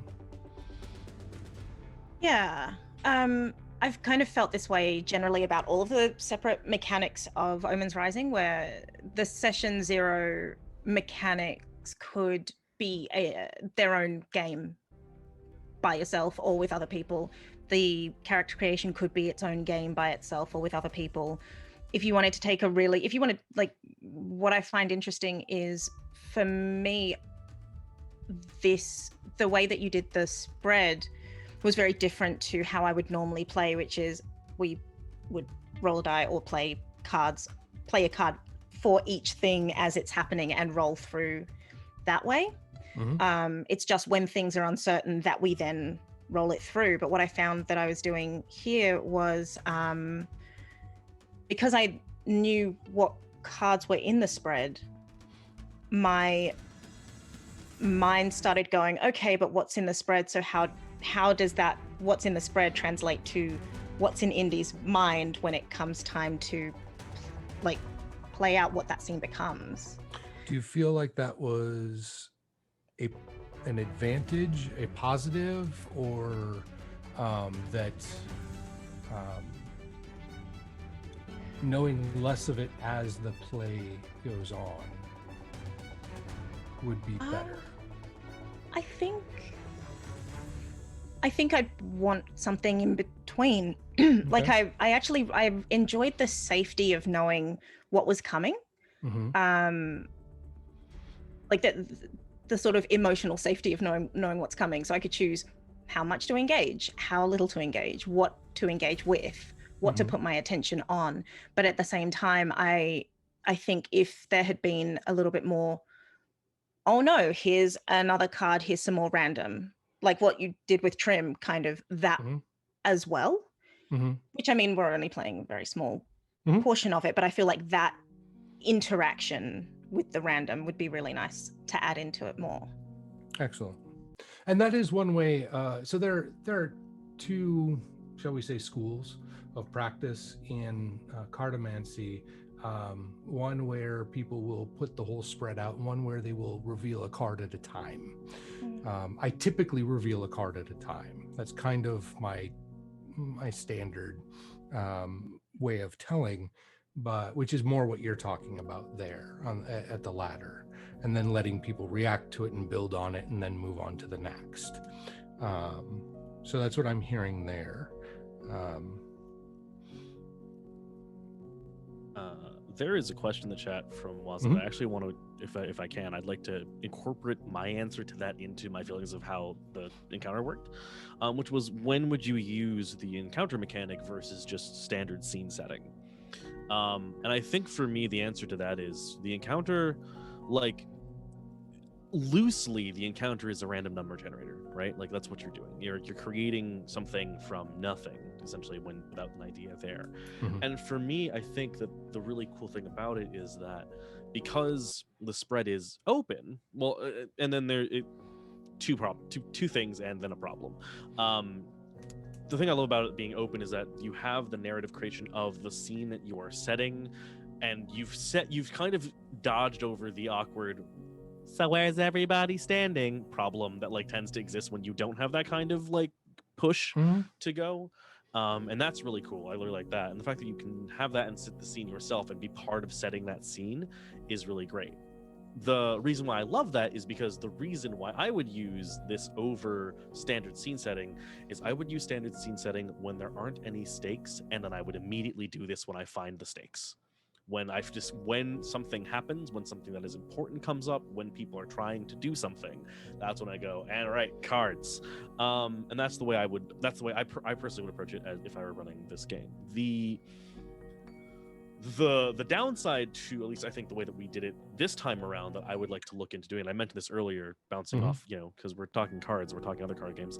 I'm a poker player. I like to see the river. I like to see the cards come out one at a time and be like, okay, everything that I thought had going for me at the start is completely wrong, either good or bad, and maybe statistically it worked out for me, maybe it didn't. I like that. I personally like that little feeling of uncertainty of like not quite knowing that I will know what's coming up next, but I don't know right this exact second. And that's a thing I would like to see, because the way that I would use it is, if you're transitioning from standard scene setting to encounter, pulling all, 7 or 8 cards out all at the same time takes a really long time. And I know personally for me, a lot of it started to sound like it was all very affirming of what we were doing, but it started to get a little like repetitive and kind of like redundant almost. And so I was starting to tune out and was noticing myself struggling to like, okay, we got 7 cards that told me like it's unknown and we are all taking a long time. What does that mean and how exactly? I don't know yet. I want to talk about it already. So for me, that's where I am seeing, at least for me, the gear up time from scene setting started to feel like, because I've been on Hollywood movie sets, it started to feel like that, where everyone was like, all right, and cut. Everyone stand around for 20 minutes while everyone else gets everything else, all the lights in the right spot. That's what that started to feel like to me after a little bit. And I think it could, dealing up those cards piece by piece as time goes on to see how things are changing and letting people influence what happens as they come out, I feel like, at least for me, would have been a much more engaging way of doing that. But that's based off of my one experience with this particular thing. If the cards were different, I don't know, maybe I would have felt more like it. But this particular spread was very much like the same thing over and over, and it was like, okay, and it did. I felt that too as I was looking at them going, wow, this is really just saying go find what it is, because it's going to give you direction. it was like every card was like, go now. go Yeah. I was like, why aren't we going? So what I'm hearing is the pacing. So originally what I tried with this was I was trying to split it up into setting the scene and then playing out the story, and kind of chunking them into 2 separate places. And what I'm hearing is that the back and forth is actually going to be more enjoyable to see it unfold bit by bit.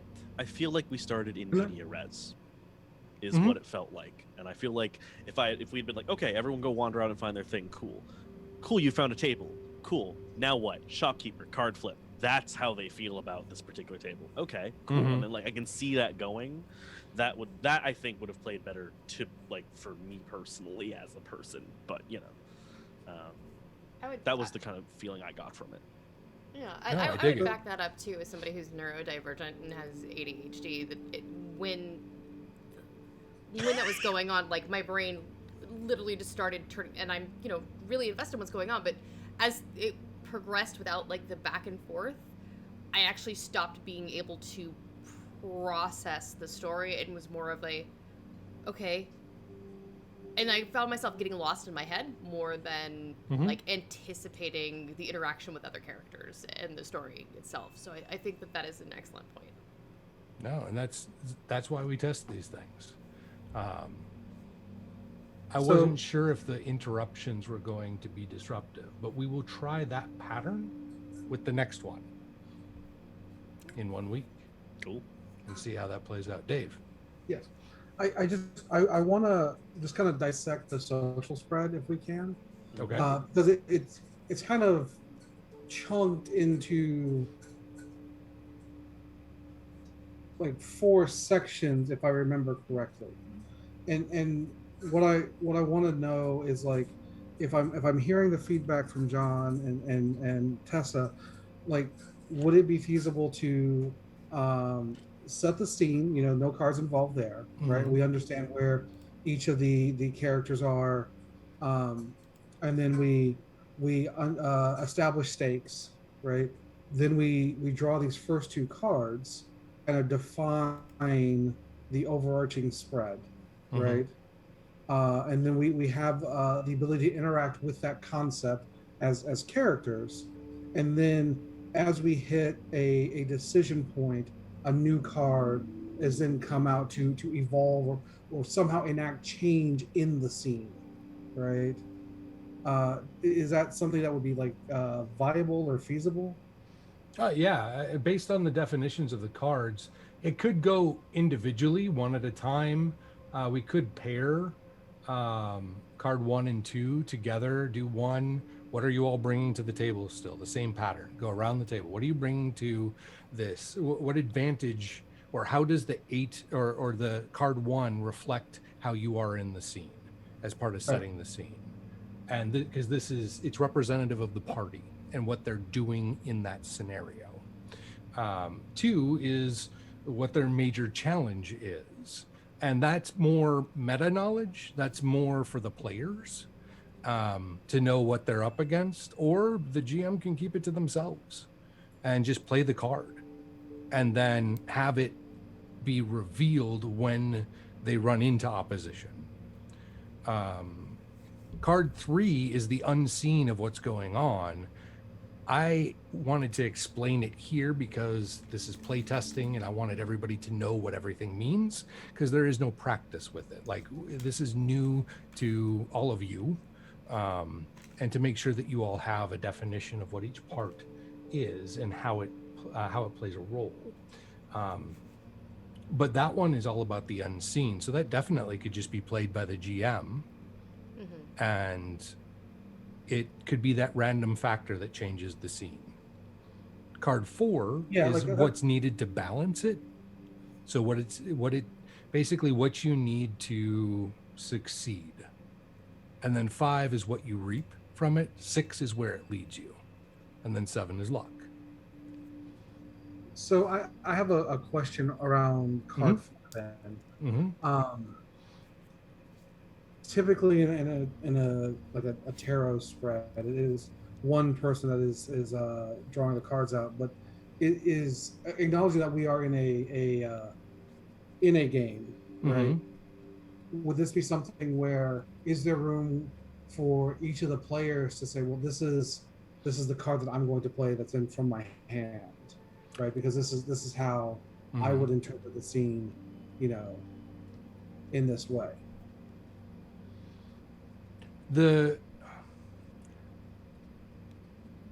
Where I'm unsure about that is we have 5 players. Who plays? Because if you start adding up 5 cards in slot 4, your spread becomes a little unwieldy for divining how it all connects. Yeah, acknowledge like this is just, Yeah, train of I'm not thought. against it. It was actually something that Seb and I have talked about when we've talked about these spreads. Is there space in them? Is it going to be beneficial to have them play cards to represent like themselves, like the first card? Have them play that from their hand. Have them elect someone. I mean, you don't have to have secret hands. This isn't poker. There is no need for bluffing. In reality, with this game, you could. I mean, maybe that's collaborate. the answer then. So when you get to that fourth card, you say, well, we need to have this pivot point. Each of us could have this conversation of like, this is how I can impact change, and we can consensus build, and then that's the person that deals that card. But I'm just keeping that level of engagement. I think is just what's on my mind. Yeah. No, and I hear you. I agree that there could definitely be more engagement with active play, or being able to swap a card. Is there a mechanic that we could add without it becoming, a whole sidebar of if-then statements, where a player could say that 6 of spades for balancing things, I don't want it to just lead us down a path of knowledge. I want to see this kind, or what they reap from it, which was that 7, that luck chance of finding information that they may not have thought was available. And they're like, I don't want it to be left up to luck. I want something more concrete. And the party's like, sure, okay, what are you playing? And they want to play a different card and swap it out. Seb and I had talked about the possibility of that kind of a function as well, but we just couldn't figure out who gets to make that choice. How many times can it be swapped? What does that look like where it doesn't get messy and turn into 20 minutes of debate about which person has the best card to place in slot 5 or slot 4? Does that make sense? Oh yeah, absolutely. So we tabled that for now, not trying to be punny. I would think it could be something like a once a session mechanic that the player can really alter it, and so your max amount of times that's going to happen in a session is however many players you have. I'm writing that down. Yeah, I'm a fan of like once per session mechanics, personally. So if you said like, I'm going to take the lead on this aspect and say this is the card that I'm going to play. Okay, you've done that, and now you're going to have to relinquish the narrative to everyone else at the table from that point forward. Yeah. Wasa also had a question about what this might look like if it's being used in preparation rather than used like we did for something that's kind of like John described. You all have gotten to this place now, and that's why it felt like we were in media res, because I was just kind of throwing us in there to see what would happen. Now that there are stakes, bang, let's make something go. What if a GM uses this as a tool to help them create a scene that's going to be worked through? It doesn't even necessarily have to be one that has a challenge per se, but it helps them define scenes. And I think that can be used to inform in a very similar way. They would just, however they would divine it, based on the meaning of the suits and the meaning of the values, you would just create the details from there. Use that as an inspiration point to flesh out a scene. But what do you all think? Do you see this as a planning, or see that it could be used as a planning tool as well? I see it almost more as a planning tool than an in-play tool, and it's the sort of it's the sort of tool that I could see being used as,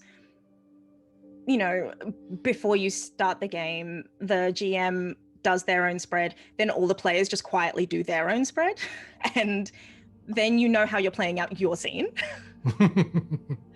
Like everyone's done their own thing, or that way you've got or maybe the GM plays out, has their spread, and then the rest of the players are just sort of turning cards. Hey, now it's time, flip and flip, to see how that spreads out.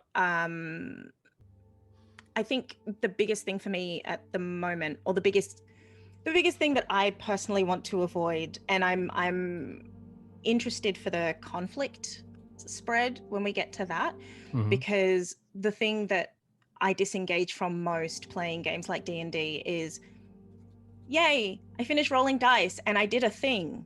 Now I'll wait for I don't know how long, because the story kind of stops because people aren't actually describing what they're doing. They're just using the dice and saying, well, the dice say this, therefore it's done. And then I'll wait until my next turn. And so that's something that I like about this, is that we have the whole spread and it's done. And we can just do stuff now. I want to just give a different perspective on what you're saying. If the spread is done prior and there's just no interactivity, my fear would be you are limiting the creativity of the players, because you're saying the resolution is now set, right? And so the ability to diverge from the spread, there has to be some means to accomplish that. Does that make sense? That's really interesting, because what I took from the spread was it's the setup for a scene, not the resolution of one. I didn't see a conclusion. I didn't see the way it ends. All I saw was, this is where we start. This is kind of what we would expect. Whether or not that's what happens based on how we as players play it out is completely different.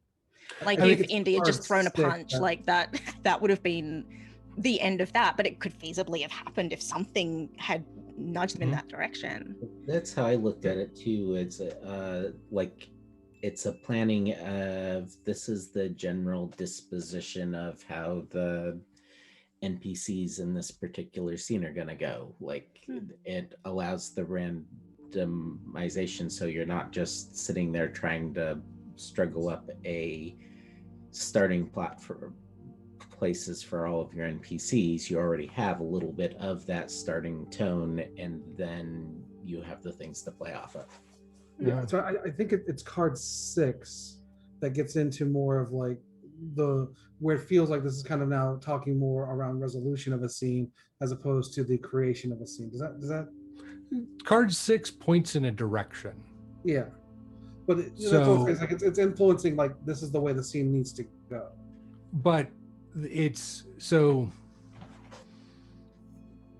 if I were to use this as a planning tool, say I did this in advance, the first card would tell me the sort of advantage that either I would provide for the party, or that I would tell the party, you're going to want to have prepared for this encounter. This is where you want things to be. Your creativity, things that are timeless, think about things in that regard. That is going to be your advantage here. The challenge I would present in the same way I presented at this point. The unseen piece, I would just have come up and role play, honestly. The power of emotional connection to things. And for the people of Kutel Wakan, a lot of it is just like functionality is extremely important. And I was prioritizing that as especially when it came to that table. And that's that emotional connection, is like, why don't you understand how useful this is and how vital that is for me to be able to, do my job. Yeah. 5, no, you don't get it. It's more useful over here. Yeah. And the 4, the balancing is about knowledge. The path of knowledge leads to balance, and that would be revealed to you all through however it would make sense for your characters. I'd be like, hey, just remember that if you can show them a better way, you can achieve your goals. And it would be, I would use it to inform how things played out, but not pigeonhole anybody, because none of these cards tell you it has to be. And then at the end, I mean, card 6 is the 2 of spades. An understanding and connection with of where to go is, okay, now that you have this, how does it make you feel about your next step? And I would walk you through until you have created that level of understanding and connection. I wouldn't tell you what that understanding and connection is. Does that make sense, Dave? Yeah, I think so. I just to go back to the topic of interactivity. I think maybe 4 and 6 are the cards that really resonate as like where the players' heads and where the character mindset's at. Mm-hmm. And just like with the character creation spread, which we didn't get to show off here, they're intended to be prompts to react to, things to react to, not things to dictate. So each one of those 5 positions have questions. What is this to your character? So that's really what 4 and 6 are, because what I find in some of these things is it's left open to players to interpret however they want, and sometimes players will freeze and not have an idea. Well, how can you balance? How can you make this situation work out for everyone? Well, here's a clue, and you can put everyone on the same page with that. So that's what it is as a preparation mechanic. If it's interactive, because it's being done on the fly collaboratively for setting a scene, then it shifts in what it does, and it becomes a more collaborative interpretation. Does that make sense? I think so. Yeah. So it wouldn't be about telling them what they have to do. It would be about a hint of, here's a path. Here's the path of least resistance. Choose to take it if you wish. So we have another question in chat from Wasa, yeah. which is, as a quick question regarding the spread, if you did prepared spread, do you reveal it as a whole or progressively as the encounter unfolds? I would leave that up to the GM in the table. With this table, after what I learned, I would reveal it progressively. I had a thought about that because we were talking about having players being able to influence the spread, right? Like, how do they play that? Turns out rivers are good metaphors. So the reason why I say that is because I think for me, and I could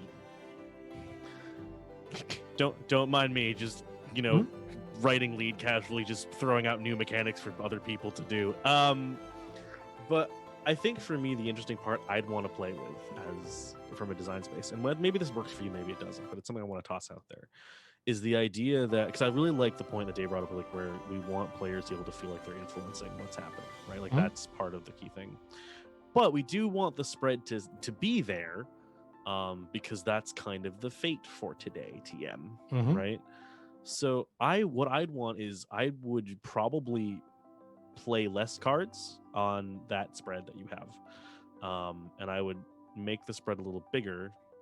So I'm the kind of person who's going to ask for 8,000 things, which is I want a spread that's adjustable in size. Why do I ask for this ridiculous request? You say, because I want to be able to kick the fate down the road by playing my own card, knowing that it's going to come back to bite me later.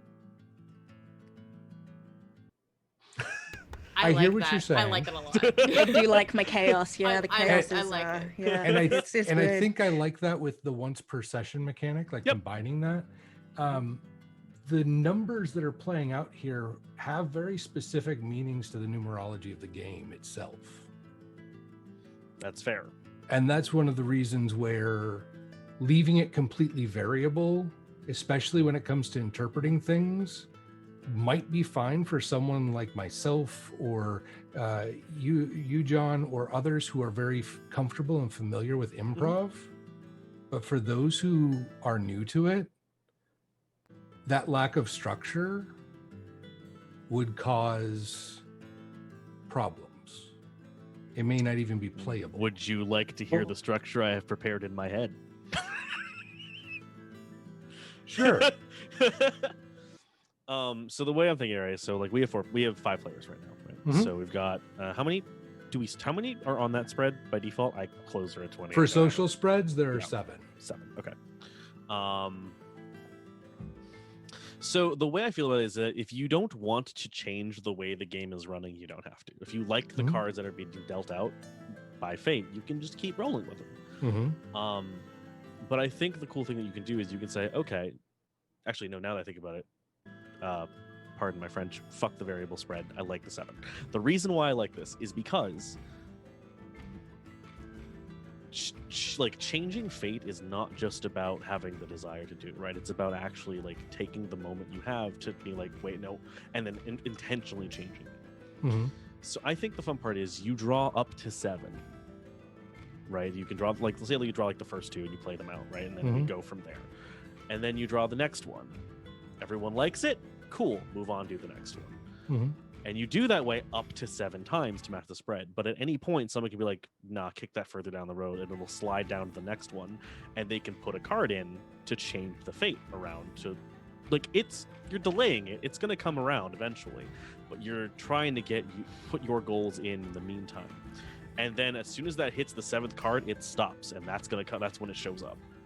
Because in that way, you only have a little bit of time to change fate the way you want to before it inevitably catches up to you. I like the idea of instead of replacing, you're kicking it down to the next slot. Yep. So Yeah.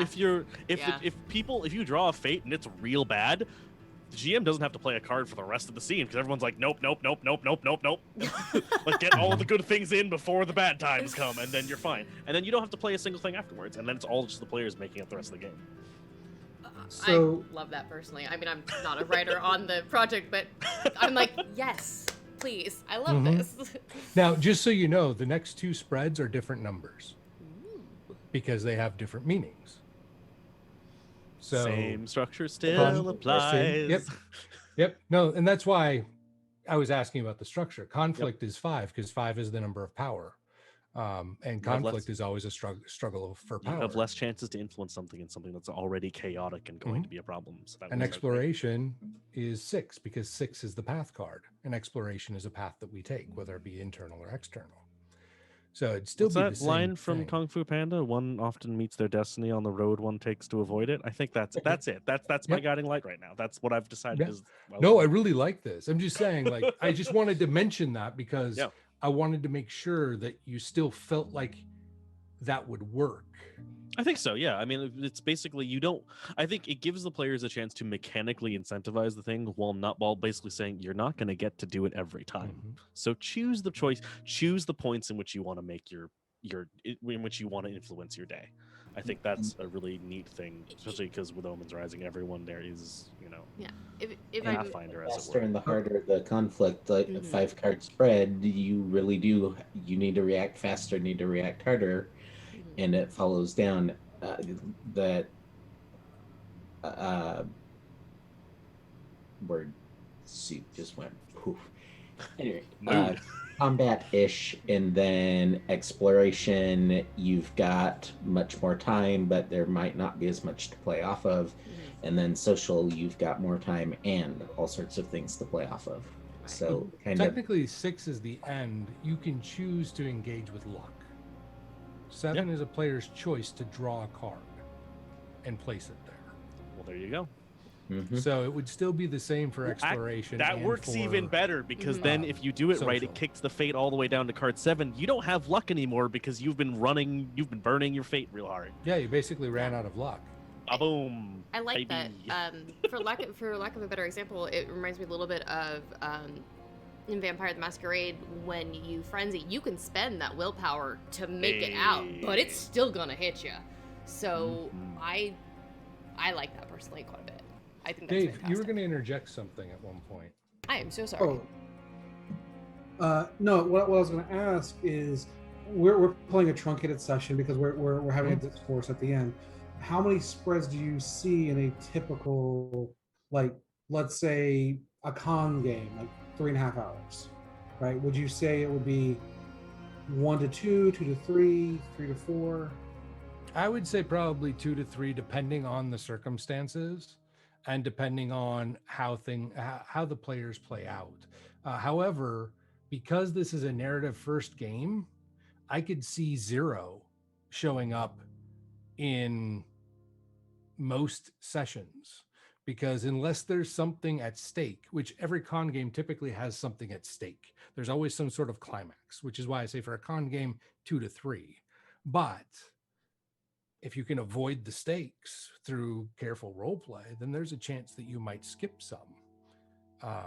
It's really just going to depend on how the game evolves. So to circle back around to the idea of a variable spread, I think that if it's feasible to have multiple spreads in a single session, you don't need to worry about the variable to make sure that everyone can play on a single spread, right? Because even if they don't play on spread 1, they'll have the opportunity on the next one. Or the one Yeah, after. that's why I yeeted the idea, because I was like, wait a minute, no, they're going to do multiples of these, and you can just Well, I because we had a single spread for our entire session, that's why I wanted to double check that. Yeah, each one of these is going to be one spread, because we're going to go through it and experiment. So like next week, we're going to try out this kicking it down the road. I support this. And see how that plays out, and do we like it, do we not? And we'll run into other questions. I already have some listed that I'm going to ask when we do that, and see how that works. But I am delighted. Like, that's what playtesting's for. That's the exciting part of this. So thank you for all of that. Thank you for everybody in chat. We've gone a little bit over our scheduled time, but we definitely want to make sure that we have that we got through that, not left y'all hanging. So come back next week to learn more about kicking fate down the road, and let's make our way out. So we're going to do it in reverse order and start with Chantel.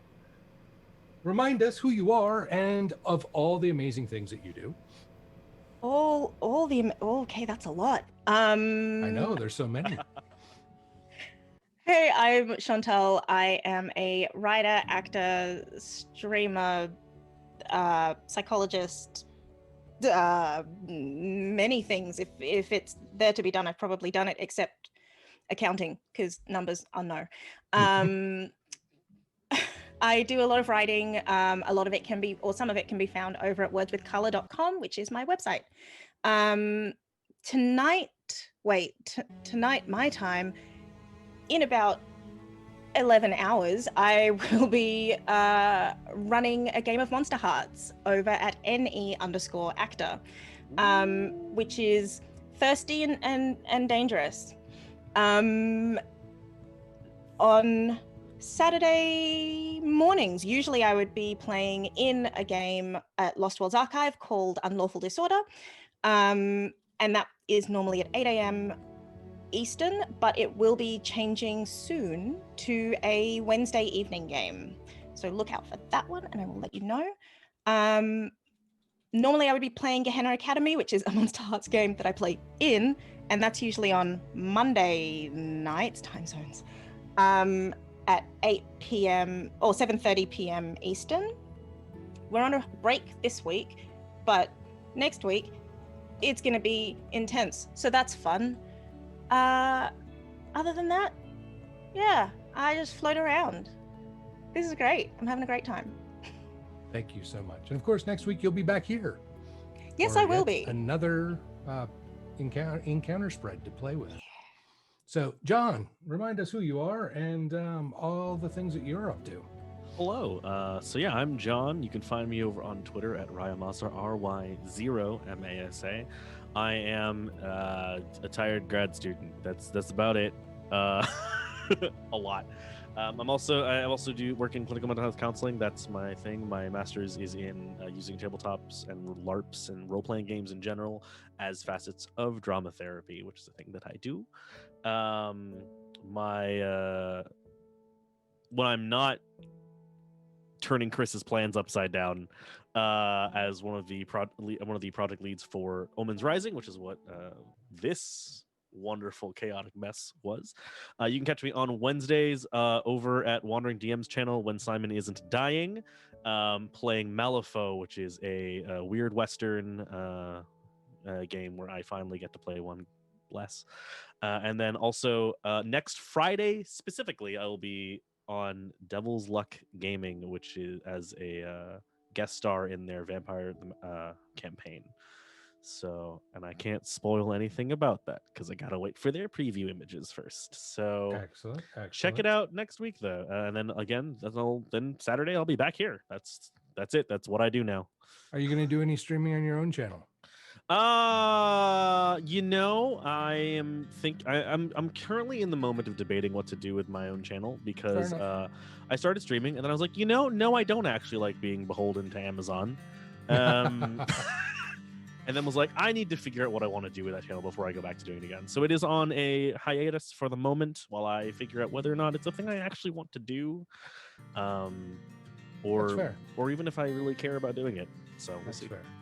So, Andy, remind us who you are and what you're up to. I'm Andy. At Anthony Tift on Twitter is often the easiest place to find me. I've been on hiatus for a while. This is the first stream I've been on in over a year, maybe a little more. I've missed it. Looking forward to getting back into it. Other than that, I am a writer, editor, student, and I volunteer over with the nice folks at the Dots RPG project. So if you're looking for a good nonprofit, give them a look. They do some nice things over there. You work with Dots? I do. Oh, I didn't know that. Cool. Yep, getting a little more active and all the behind the scenes aspects over there. So nice place to spend some time. Yeah, Jess is on the board of directors of a nonprofit I used to work with, so that's Excellent. That means Tessa, you're next. you are muted, I think. Thank you. If you Welcome. want me to go last, because I have to do the Nerdsmith spiel Sure. at the end, so That's I'll fine. go ahead and go last. You guys do Okay. your thing first. Then Dave, remind us who you are and tell us about the projects you're working on. All right. So I'm Dave Silva. I'm a content writer for Omens Rising, but I'm also working on other projects. I write for Accessible Games Quarterly from time to time. And then I've also written a couple of tabletop RPGs, Fractured Kingdom and Omens Rising, no relation. You can find us on Twitter at House Doc Pro. That's Doc with a K. You can find us on Facebook at facebook.com/metahumans-rising. You can go to our website, which is just housedok.com. I think I'm on MeWe and some other stuff too. We do weekly updates. If you go to our website, we actually have a webcomic for because we do spandex stuff. So check us out. Thank you. Spandex stuff. Yep. And I'm Chris Geary. You can find me on Twitter at Chris Geary. You can find me here next week and the week after. You'll be able to find me over on the Hype Goblin starting on the 14th of June for another playtest series that'll kick off there as we explore duality, reciprocity, and things of that nature. A little bit of balance shows up in that one too.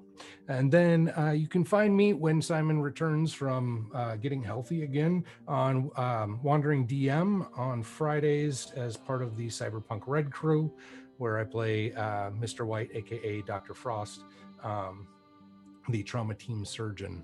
So that's what I'm up to outside of working on this lovely project. So over to you, Tessa. All right, and again, I am Tessa. I am one of the executive directors at Nerdsmith. You can find me on Twitter at Sulky Dreams. You can also find me every Tuesday evening here on the We Are Nerdsmith channel as Paru, the Circle of Spores Nicosta druid who looks like a goblin, but is not. and being one of the member of the Shenanigans in Craziness. If you enjoy games that are very tongue-in-cheek and are just chaos incarnate, please come on Tuesday nights when you guys can actually influence the game with choices that you guys make us roll on the wheel of causality, which basically throws a whose line is it anyways style improv game into the middle of the scene that we have to act out, as well as make us roll on wild magic charts. So please come and enjoy, influence the game, and make our lives even crazier than they already are. You can also hire me on startplaying.games as a DM for a multitude of TTRPGs. I specifically play a lot with kids, as that is my focus, but I also love playing with adults too, so please, if you guys are looking for a DM, if you want a one-shot and you're always the DM, never a player, hit me up. That is what I am good for, and I will run stuff for you guys. On Nerdsmith, you can find us next Monday night. Angela will be here with Discover RPG as she goes through map making, encounter building, and a variety of other game prep all live on stream with you. Then we will be back next Saturday with more Omens Rising. Quick shout out to our sponsors. Thank you to Eldritch Foundry.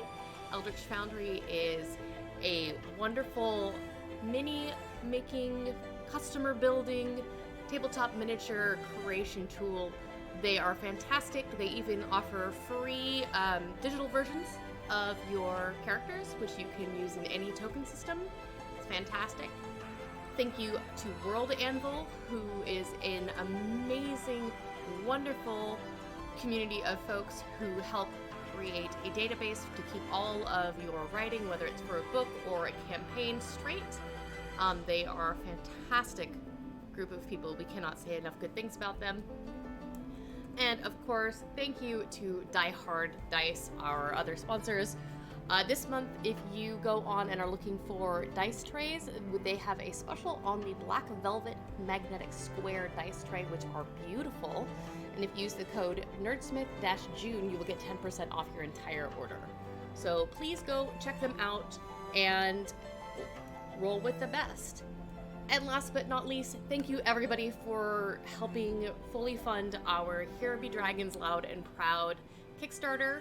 We are producing a full line of LGBTQIA+ Pride flag enamel pins in a variety of different Pride flags. And of course, I just put it away, but this is what they look like.